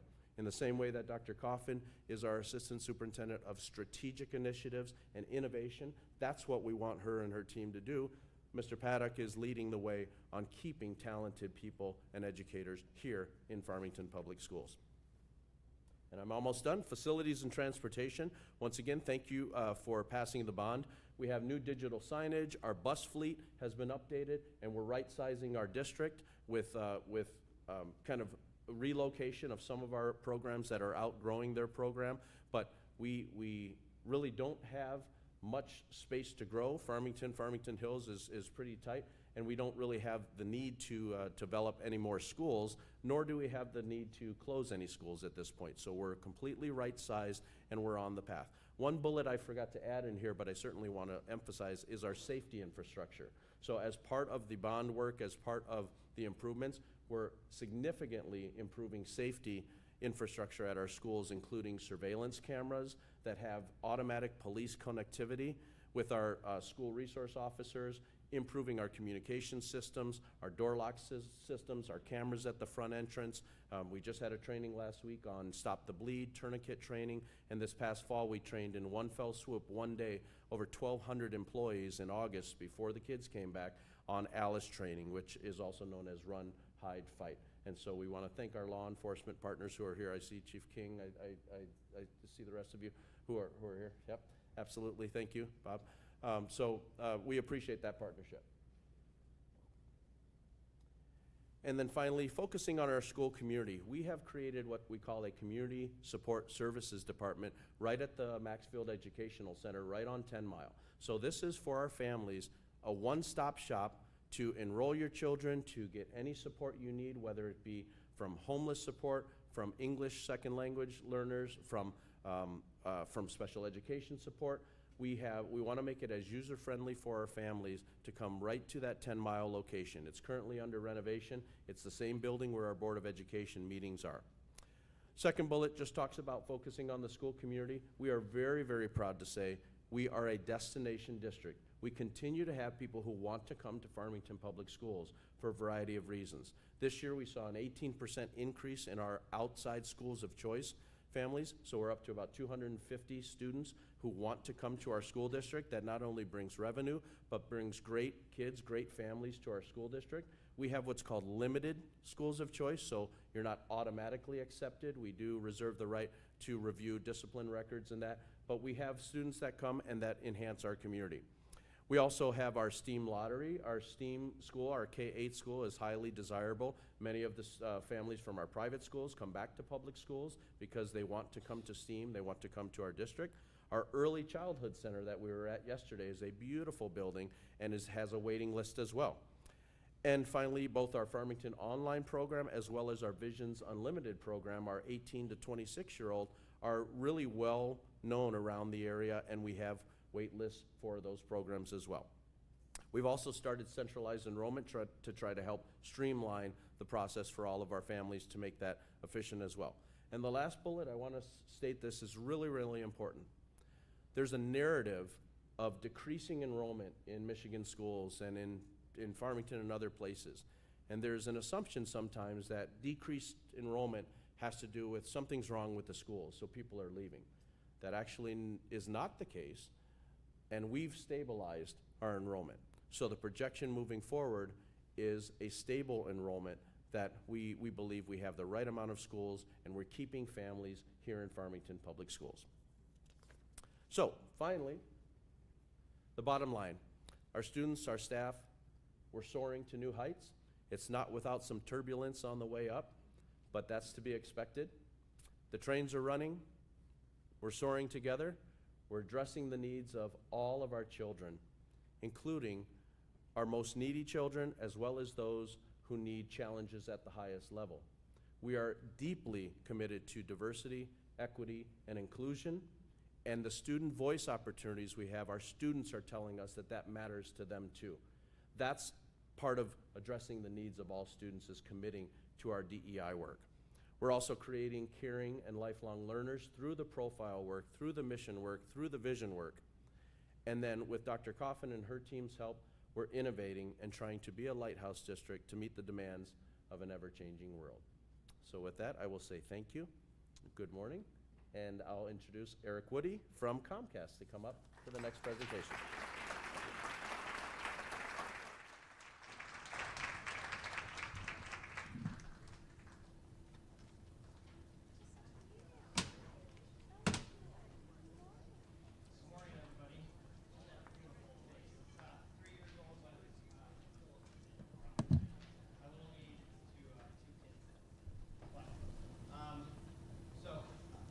Again, my name is Eric Woody. I'm the manager of government, regulatory affairs for Comcast. Business owner or government, education, friends in the room, please reach out to my colleague, George Williams. Kelly Marinette just had to step out, but I can connect you with them for any of your connectivity service needs. And I also wanted to make sure to thank the chamber, Susan, great job putting on the event, and the rest of the staff, especially for the opportunity to sponsor this event and introduce our next speaker. So Dr. Peter Provenzano, Jr. is the 9th Chancellor of Oakland Community College beginning January 1st, 2018.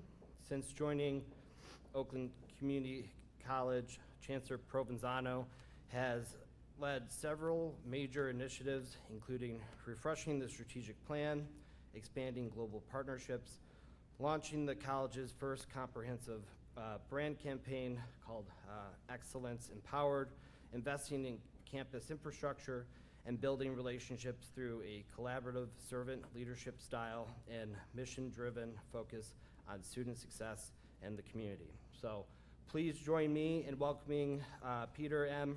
Provenzano, Jr. For our presenting sponsor, Oakland Community College. Thank you, Eric. Appreciate that introduction. Those are always longer than I think they should be. So just to summarize, I am a recovered certified public accountant running a college. In fact, an interesting tidbit, way back when, I actually used to work at Plant Moran. And I was on the audit team at Plant Moran for the city of Farmington with Chris Weber. So it's great to see you, Chris. I happened to be looking across the room and I saw you sitting there. We go way back, so it's just really good to be here this morning. Have just a few minutes to give you an update on a lot of things that are happening at OCC. And so what I've chosen to do is just focus on the things I think you're going to be most interested in, which is our Farmington Hills campus, as well as the work that we're doing to train businesses and their employees and helping them with their talent shortage. So, one more? There we go. All right. Here we go. So we just wrapped up a major series of projects through the pandemic. Despite the fact that we were shut down for part of the time, we gave the deer the run of the show. As you know, you probably already know we have a very large deer population, and they enjoyed us not being there for a couple of years. Right, Robert? And he's smiling over there. And but during that time, it was full steam ahead. We worked on replacing boilers and parking lots, and we worked on our streets, our roads that were aging.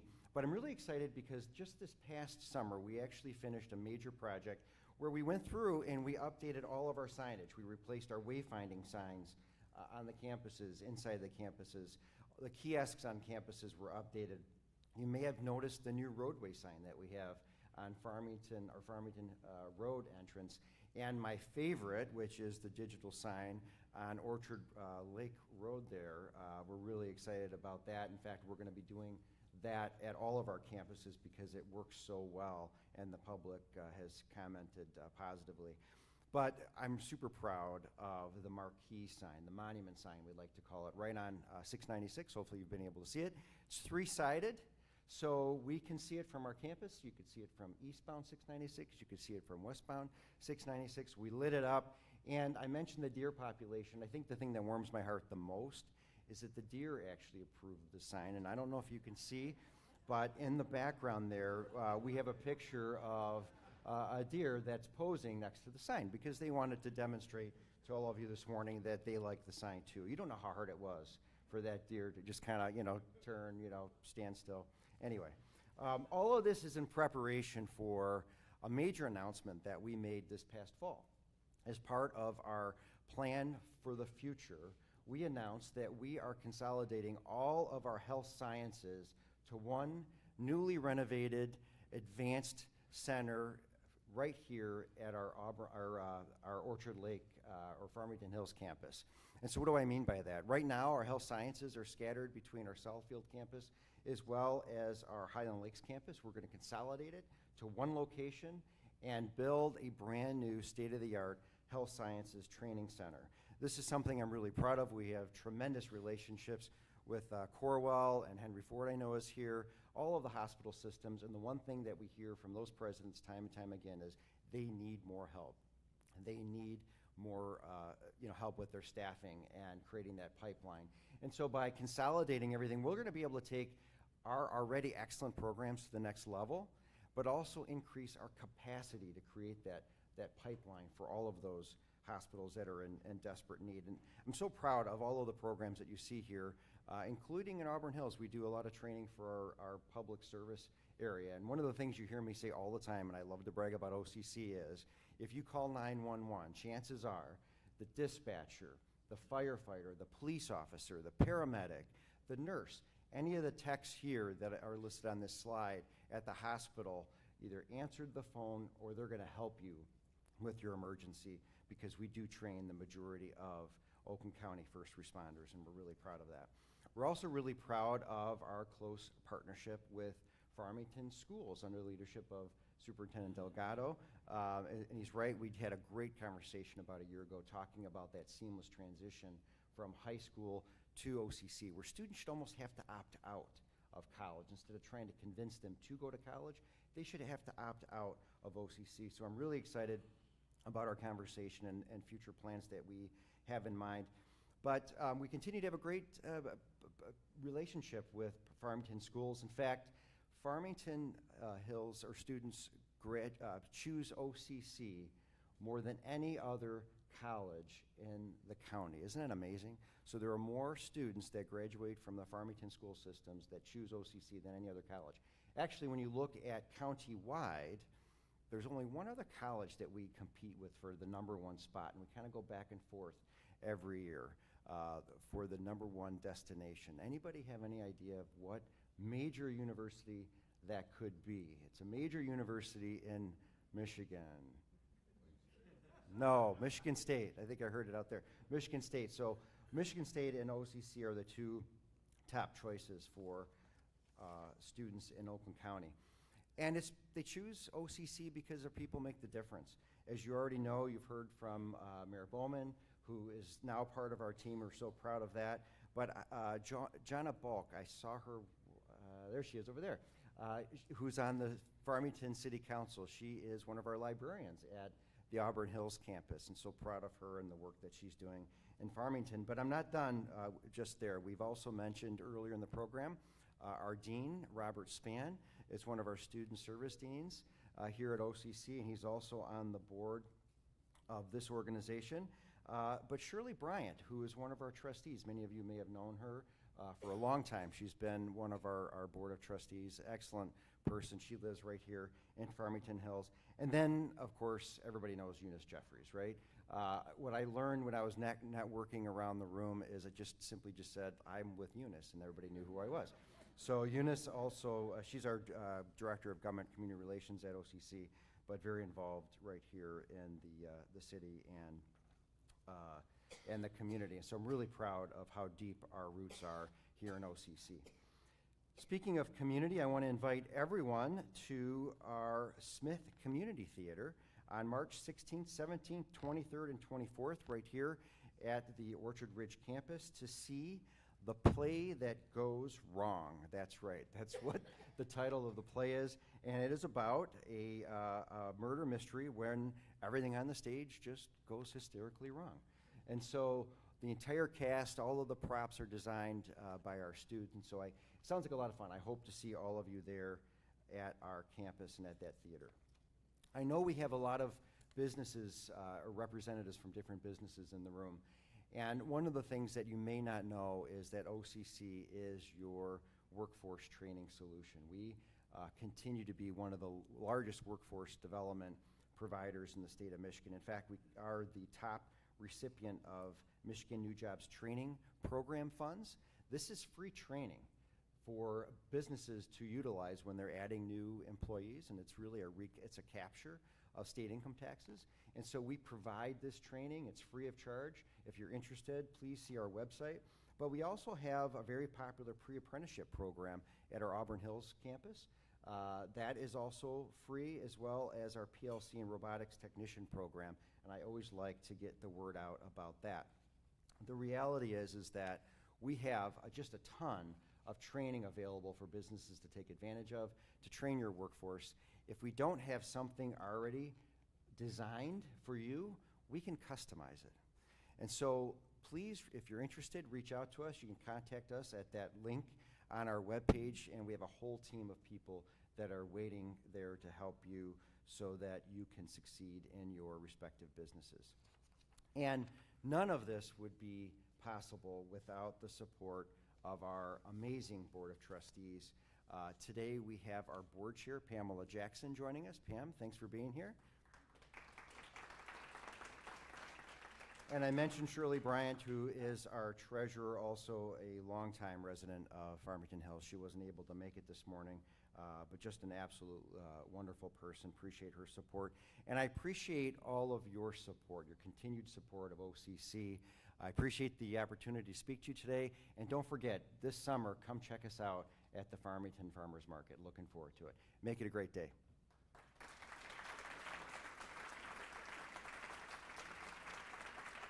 And now I'm handing it over to Ken Massey.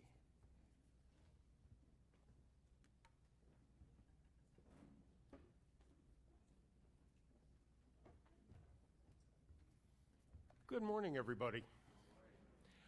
I know, obviously, there's a lot of information that's being communicated to us on a given this morning. And personally, I am Ken Massey. I'm a member of the City Council in Farmington Hills and the former mayor of the city of Farmington Hills. But I'm also a lifelong resident. And in listening to all of the great information, I mean, it's kind of personal. Graduated from the Farmington Public Schools. So that was a great start. I did my EMS training at Oakland Community College, which was my first job out of high school. I'm on the Community Advisory Board for Corewell Health in Farmington Hills. And you know, when you look at all of these things, it's just great to be able to get this kind of information together in a morning. So with that, I'm also honored to be able to come up here and introduce our next speaker, and that is our mayor, Vicki Barnett. Vicki Barnett was first elected to council in 1995, and she served as mayor pro tem in 98, was elected mayor several times, 2003, 2005, and then again in 19 and 2021. Vicki was our state representative from 2009 through 2014. And her past accomplishments are myriad.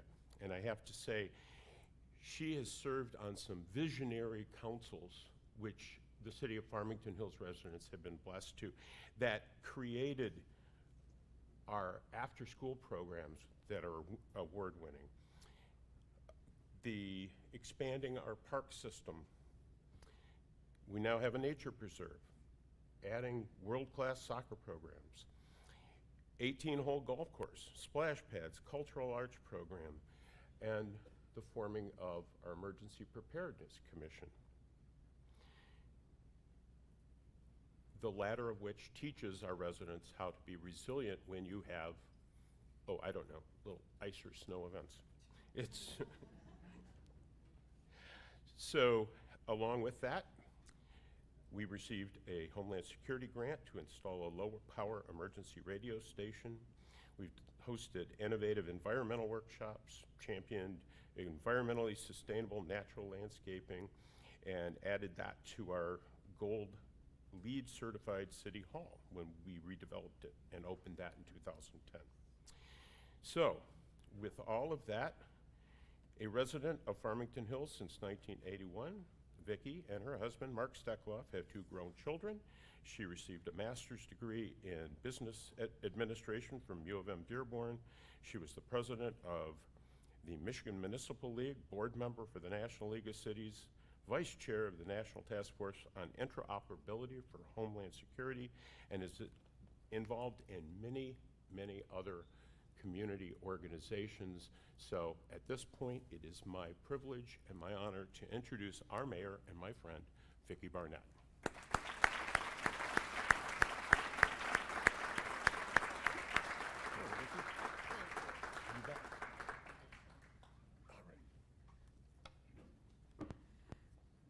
He's my tag team partner whenever we go to a Cub Scout or Eagle Scout award. And we've known each other a long time. I want to welcome you today. International Day of the Woman, yes. Theme for the International Day of the Woman is Digital, innovation and technology for gender equality. Instead of giving you a speech today, I will also participate in showing you a video of our community. So I would like to start with, takes a village to raise me, I'm telling you. Thank you, Vicki, for delinting me before I came up here. Thanks, Ken, for your kind words. I really appreciate it. We've known each other for a long time, and I'm so glad to be able to show you our city video, which will highlight all of the things we've done with our city council, our programs, and our staff this year. It will highlight our past, our people, our progress, our giving, and I think you'll kind of like it, I'm hoping. But before we watch the video, I'd like to take a moment to express my deep gratitude. I stand before you in my 4th term as mayor. Ken was exhausting me with all the years that I participated here. And I'm honored that the city voters have placed their trust in me for all of these years. I'd like to recognize my fellow city council members for their deep dedication, tireless persistence, forward-thinking attitude, and I ask that our council members stand up as I call their names. Michael Bridges, Jackie Bolaware, Mayor Pro Tem Randy Bruce, Valerie Knoll, and Mary Ellen Newland.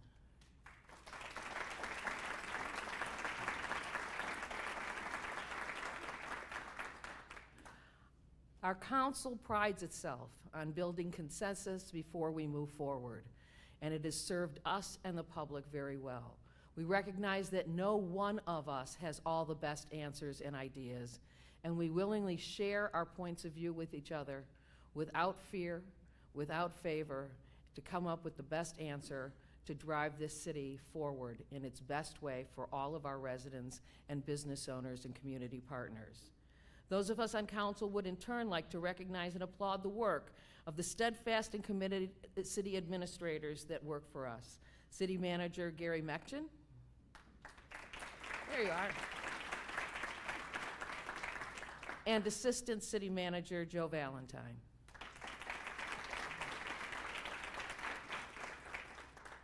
We would not be able to have accomplished what we did in the last few years without their guidance, support, and assistance. I also wish to recognize the loyal and steadfast team of employees who are on the front lines every day serving our residents and our businesses. We are proud to have them promoted from within in several major categories, including Charmaine Kettler-Schmult, who is our Director of Planning and Community Development, Lori Brown, who was promoted from Assistant Director of Human Resources to Director of Human Resources. And in total, we've promoted 58 employees from within in key roles in our community. Told you, it takes a lot of people to put me together. I was asked to give you a few words about the library. I know that my sister mayor, Sarah Bowman, gave you a few highlights. I'd like to add that the library undertook exciting initiatives in 2022, including the organization-wide rebranding of a space utilization study that will inform the future building renovations, a DEI audit of library collections, and strategic planning process that will guide the direction of the library for the next 7 years. They are on the move, they're doing well, they survived COVID, as all of us did, and we are very proud of our community library. Now join me in watching an amazing video and a celebration of all the reasons why Farmington Hills is a great place to live, work, play, recreate, and raise a family.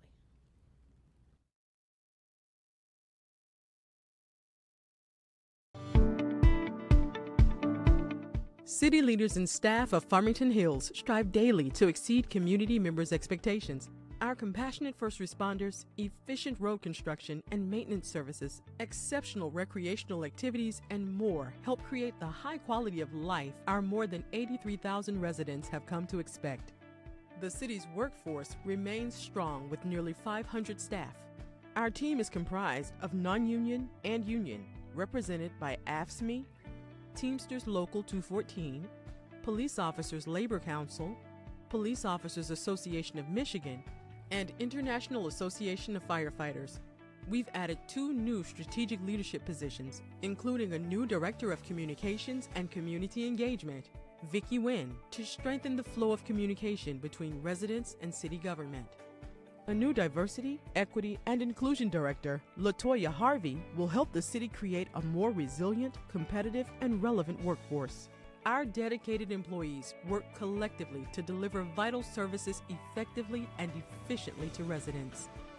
As one of the largest and most diverse communities in Oakland County, Farmington Hills rolled out a new DEI strategy last summer.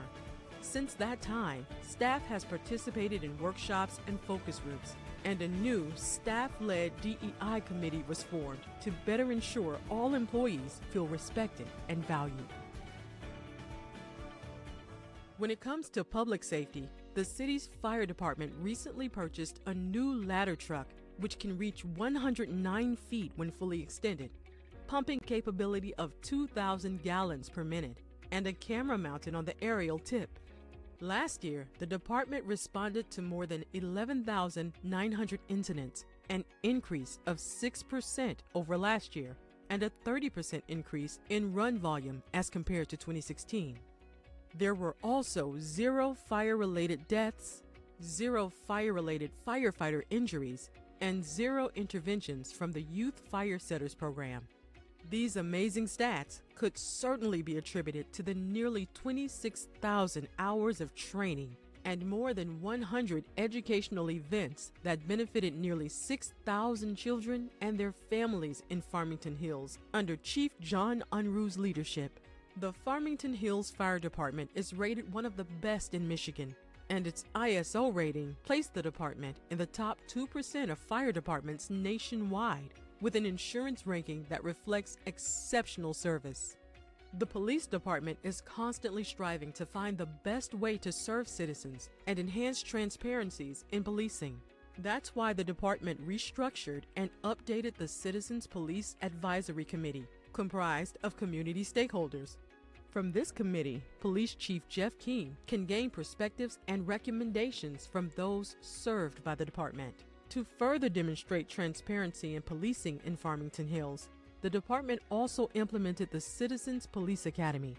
To date, more than 50 community members, including members of the City Council, have gone through the 10-week, 38-hour program that offers an insider's look into the operational and administrative functions of the department. In a first in the state, the city's police department was awarded a $300,000 grant from the Michigan Economic Development Corporation.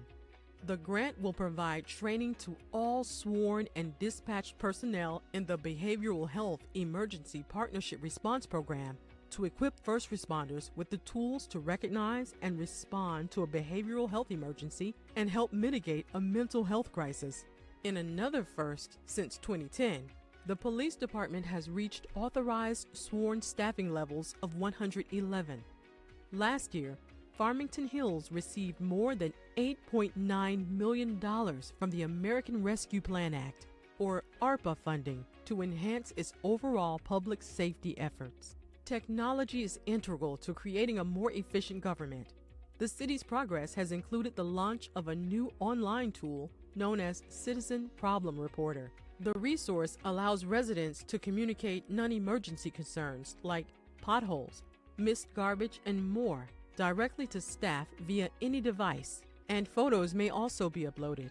The city upgraded its network security to further stave off network viruses and cyber attacks. Residents may also notice a refreshed city website with enhanced navigation and functionality for cell phone and tablet users. The police department also invested in technological advancements in crime prevention, investigation, and response with a new vehicle identification system, digital forensic equipment, and emergency response robot system. And the city's finance department utilized technology to expand online tax payment options to help save citizens time and money. The investment had led to an increase in on-time tax payments from 89% in 2019 to 95% in 2022. The city of Farmington Hills is currently working with a private partner to install fiber throughout the city to increase broadband options and bring low-cost, high-speed service to the residents and businesses. Farmington Hills aims to make city engagement easier for residents, and the use of technology is key to enhancing residents' quality of life. Better infrastructure and new businesses are enhancing the city's economic viability. The city has several new businesses, including TQM North America, an automotive die manufacturer, Fire Rover, a fire prevention company, JST, an automotive supplier office and testing lab, and Centric Place, a first-of-its-kind hub for Black arts, culture, and entrepreneurship. Comerica is also expecting to move into an existing office south of 12 Mile Road between Drake and Halsted. Collectively, these businesses have added jobs and several millions of dollars in investments to the city of Farmington Hills. The city's Public Services Department is responsible for constructing, maintaining, and preserving our roads. And boy, were they busy last year. $12.3 million of investment in major road projects, including parts of 14 Mile Road and Shiawassee Road and Commerce Drive and Interchange Drive. 2,200 feet of new sidewalk installed on 14 Mile Road. $9.5 million of investment in road construction to enhance the Heritage Hills and Wedgewood Commons subdivision, Rockridge Lane, Chatsworth Road, and Whitlock Street. And in a joint effort with Public Services and the Fire Department, more than 15,000 feet of new public water main and fire hydrants were installed in the Normandy Hills, Quaker Valley, and Pasadena Park subdivisions to enhance public safety, and it lowered residents' insurance rates. When it comes to having fun, Farmington Hills does it like no other. The Hawk is the heartbeat of Farmington Hills. More than 5,000 pass holders access athletic activities, performing arts, and more. Last year, around 108,000 visitors visited the city's recreation center to participate in aquatic activities, fitness classes, and summer camps, which saw a 38% increase in enrollment over 2021. More than 15,000 theater tickets were also sold for concerts and shows. The Hawk continues to gain recognition, including finalist for the Michigan Municipal League Community Excellence Award, recipient of the Crew Detroit Renovation Adaptive Reuse Award, and the Facility Design Award from M Parks for the newly opened Makerspace. Several community events were also hosted throughout the year by the city to engage residents. Events included the annual citywide open house at City Hall, with more than 1,000 residents participating. Art on the Grand, where thousands of art lovers came out to see and purchase art. The annual Holiday Lights ceremony at City Hall that included a youth choir, families, and cookies with Santa. City staff are some of the most caring and giving individuals. Twice a month throughout the year, staff, including executive leadership, donate $5 each for the opportunity to dress casually at work. Funds raised support a different charity each month in partnership with CARES of Farmington Hills, Salvation Army, Legal Aid, and Defender Association. Staff administered CARES Act federal funding for the delivery of monthly food assistance to more than 200 families and rent and utility payments for 85 residents. The production and delivery of more than 110,000 Meals on Wheels were prepared by staff and delivered by volunteers to local seniors. In addition, more than 500 local seniors received holiday baskets, donated and delivered by employees on their own time through the city's Secret Santa Adopt a Senior program, organized annually for the past 22 years. For all its efforts, Farmington Hills continues to enjoy a AAA bond rating from Standard & Poor's, which is the highest bond rating achievable. Because of the rating, the city can borrow at the lowest possible interest rate, saving taxpayers significant dollars in future borrowing costs. And for the 39th consecutive year, Farmington Hills received the Distinguished Budget Presentation Award, presented by the Government Finance Officers Association. Farmington Hills is currently in the process of updating its 2009 master plan, known as the Next 50. City Council, in partnership with the city's Planning Commission, are actively working on a shared vision for future land use over the next 15 to 20 years. The process kicked off in April of last year. Input has and continues to be solicited from residents and the business community. The Next 50 will provide a framework to help us promote and strengthen valued community assets and encourage new partnerships and opportunities to further ensure that our city remains a wonderful and attractive community for individuals and families to thrive and for businesses to prosper. It's an exciting time to be a Farmington Hills resident.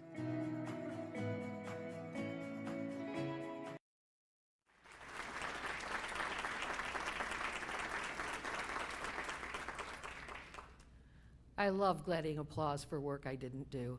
I want to thank our video department and our staff at central offices, including Vicki Wynn, who helped put this video together, which really highlights not only where the city is, but where we're going. And I also want to give a shout out to my neighboring Mayor Pro Tem, Joe LaRussa, for all of his hard work in helping us bridge the digital divide by helping us secure a cable company that's going to come in, Sci-Fi Networks, and provide citywide cable services throughout Farmington and Farmington Hills, and help us make sure that everybody has access to high-speed internet services across the two communities. It's been really exciting to work on smart cities, smart programs, and technology with this wonderful group of city administrators and staff, as well as the businesses that are located within our community. As you can see, Digital is not only the watchword this year and the theme for the International Year of the Woman and the Day of the Woman, but it is what we are doing here in Farmington and Farmington Hills as well. And Farmington is marking a major milestone this year. Our city is turning 50. 50. You know, that used to be a long time to me until I turned 68, and then I realized, God, I'm old. And then when we were talking to our Historic District Commission, they said, well, how old is a historic house? And they said, built in 1963 or after. My house was built in 1963. So we're on the move, folks. And just want you to know this is my last State of the City address, because it's time for a new generation to take hold. One that was born to use digital devices in a way that I don't quite understand. My little grandson has this thing that is a little radio thing. It's not a toonie, it's a Yodo. And it uses a little card, and the card tells stories and all kinds of wonderful things.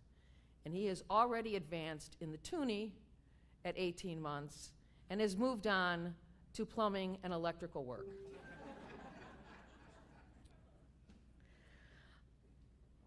I want you to know that our city was incorporated in 1973. We have flourished, thrived, and succeeded beyond our wildest dream. We used to be known as the city of tradition and progress. Now we are known as the city of digital, smart, and next wave technology. I brought some gifts to help you commemorate the occasion, and please enjoy. When you leave, pick up your marigold seeds. And there's a specific reason why we chose marigolds. First of all, we chose seeds because of the Ferry Seed Company and all of its ties to the city of Farmington, Farmington Township. And marigolds in particular, because they have a pungent smell that deters deer. Yeah, you all got it. Yay. So I know I can count on you planting these things. So excited.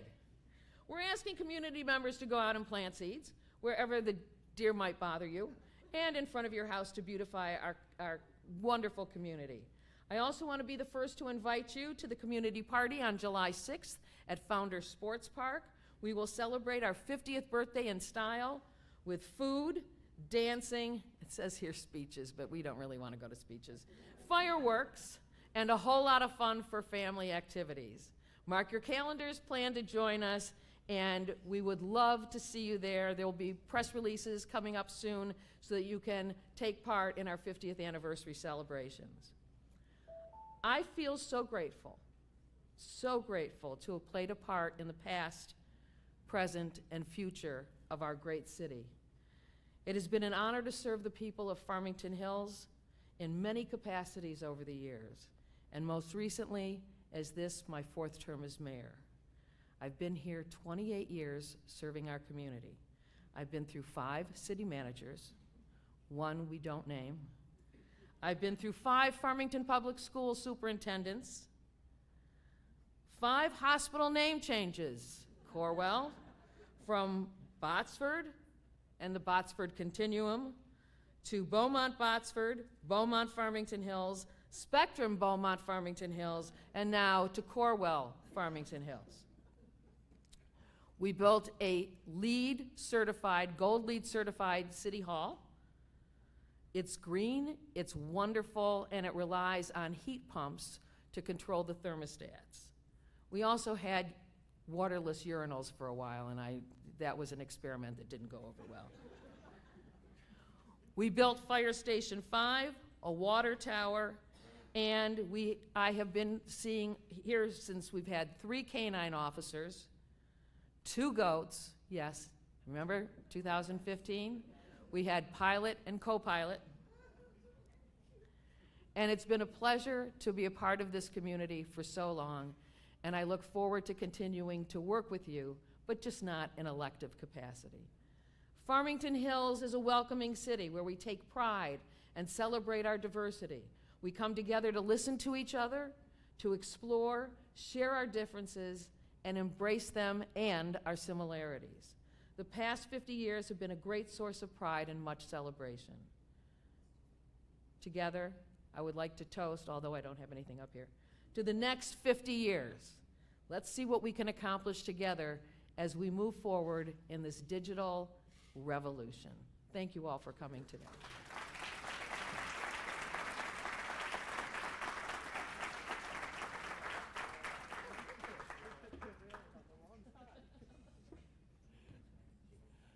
All right, with that, we are concluded. I would like to thank you all for being here. The newest version of the link is on your table. It's there for you to take, enjoy some light reading and a lot of information. And thank you all again. I look forward to seeing you throughout the year.